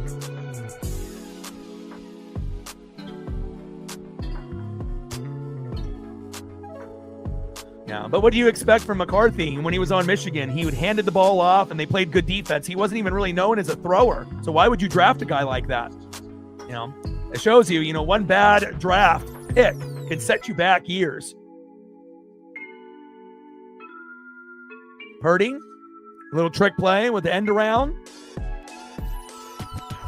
And just short by Ricky Pearsall. 4th down and 1 at the Carolina 44, and now we're at the 2-minute warning. Hurts and May. Yeah, and like I said, it shows you too with good coaching. Again, if Drake May, ended up having the same, personnel around him, we wouldn't be talking about him today. But it really does show you if you have a good coach and a good play caller, it can take a guy to a whole nother level. Look at Daniel Jones in, Indianapolis. Everyone thought, Danny Dimes, he's terrible, But again, what was terrible? Was it him? Or was it actually the coaching staff and the supporting cast? So it shows you, sometimes you got to go to another team to be able to have a rebirth in your career. Obviously, the Colts have better supporting cast than the Giants do. And, sometimes it's a breath of fresh air, for that player to be able to get the hell out of, a shitty situation and to be able to prove that you can still ball in this league. So.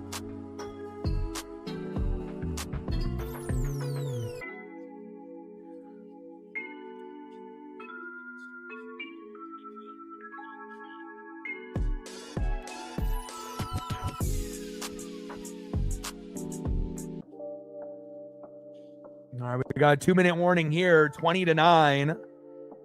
49ers. Carolina will drop to 6-6, and it really will come down to the last 6 games for the Tampa Bay Buccaneers, and if Baker can play, and again, if Baker can play, we might barely be able to win the NFC South, but we're not going to be contenders. We're going to be one of the weakest teams that makes the playoffs if we make the playoffs, and just not a fun year for me. Again, it started off fun the first 3 weeks with those 3 comebacks by Baker, but I've never seen a team more injury riddled besides maybe the Niners this year than us. And, it just sucks, just like when you play in fantasy football and, you draft well and then all the guys get hurt. It's, even if you're super intelligent and you work the wire, sometimes it's still not good enough to be able to make up for some of your top tier talent that ends up having season ending injuries. So. But the Mariners had a great season. The Ducks, obviously are having a great season. The Blazers and the Kraken are on the up and up. So you can't expect all your teams to be great at the same time unless you're a bandwagon fan. And, hopefully next year will be better. But I'm just hoping that, Baker doesn't come back too soon. I don't want him to, make the injury any worse. But anytime you have a shoulder separation, AC joint, or anything like that, it's a lingering injury. So, I'm concerned, but we'll see where it goes.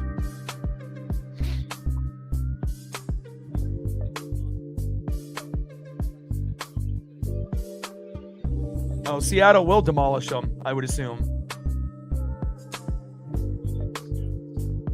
Sam Darnold revenge game. They'll pound the rock. JSN will be unstoppable.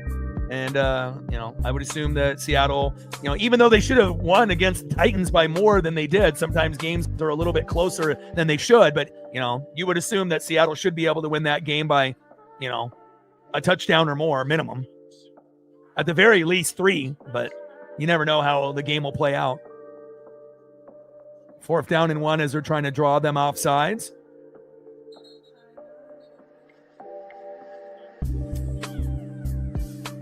Timeout, Niners. Because again, when you look at it on paper, based on how Seattle played and how the Titans have played this year, you would think, oh, Seattle's going to win that game by 20 or more. But again, you just don't really know, how the game will play out with, kind of crazy plays, turnovers, or unexpected play by that bad team. And, a lot of games are decided by 7 points or less, even when the teams are shitty.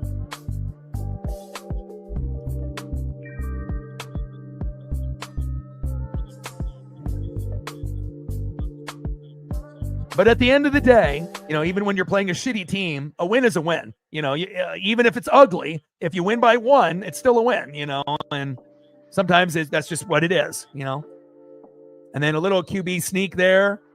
1st down, Niners. And now it's essentially over. We'll get a couple kneel downs, and this will be it.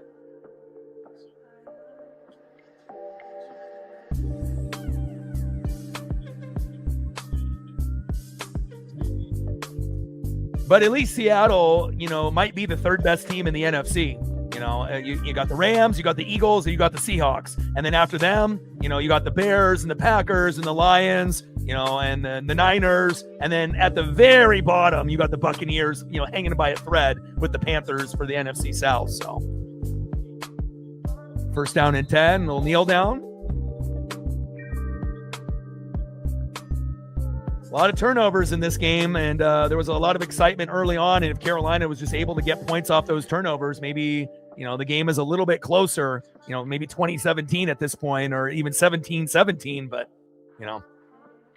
good teams find a way to win. Bad teams find a way to lose. And again, I love the defense for Carolina. It's just Canales as a play caller is not good, and it definitely got exposed here tonight. No, Bears have played a lot of shitty teams. They have a negative in the plus minus, so again, their schedule gets very tough the rest of the way. So you would assume they've done a great job with Ben Johnson, but they had an easy stretch. So after, going into this week and the rest of the season, it's difficult for them. They have their hardest stretch, kind of like Tampa did in the last 2 months. So I would assume that the Bears will steal a game or two, but they are going to lose a chunk of these games the rest of the way. And I would assume, as long as the Packers and Lions don't have any really serious injuries, we'll see how that division will play itself out. So.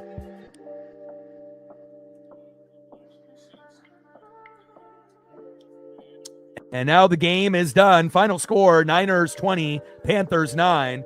Appreciate every single person that came in to like, sub, donate, comment, share. Shout out to Ronald, Sarah, Megan, Minnie, and Reflect with your donos on the dono train. I appreciate that. And shout out to TJ to try to help us out with the likes and whatnot. Appreciate the consistency. And I hope Minnie, Chief, Reflect, and everyone else in the building, Finley, hope you guys have a great Thanksgiving. We'll be off until Thanksgiving evening. We'll be live for the Bengals and the Ravens. So I look forward to hanging out with you guys Thanksgiving evening. And then again, we'll be doing the Bears and the Eagles on Friday on noon at Netflix. That'll be the only game for the NFL on Friday, the day after Thanksgiving. Ducks and the Huskies on Saturday. And then obviously Sunday Night Football and Monday Night Football like regular. So love you guys and I appreciate you guys. Have a great time with family and friends and have amazing times with food and football. And I look forward to seeing you guys on Thursday evening for the Bengals and the Ravens. And I got one question for you.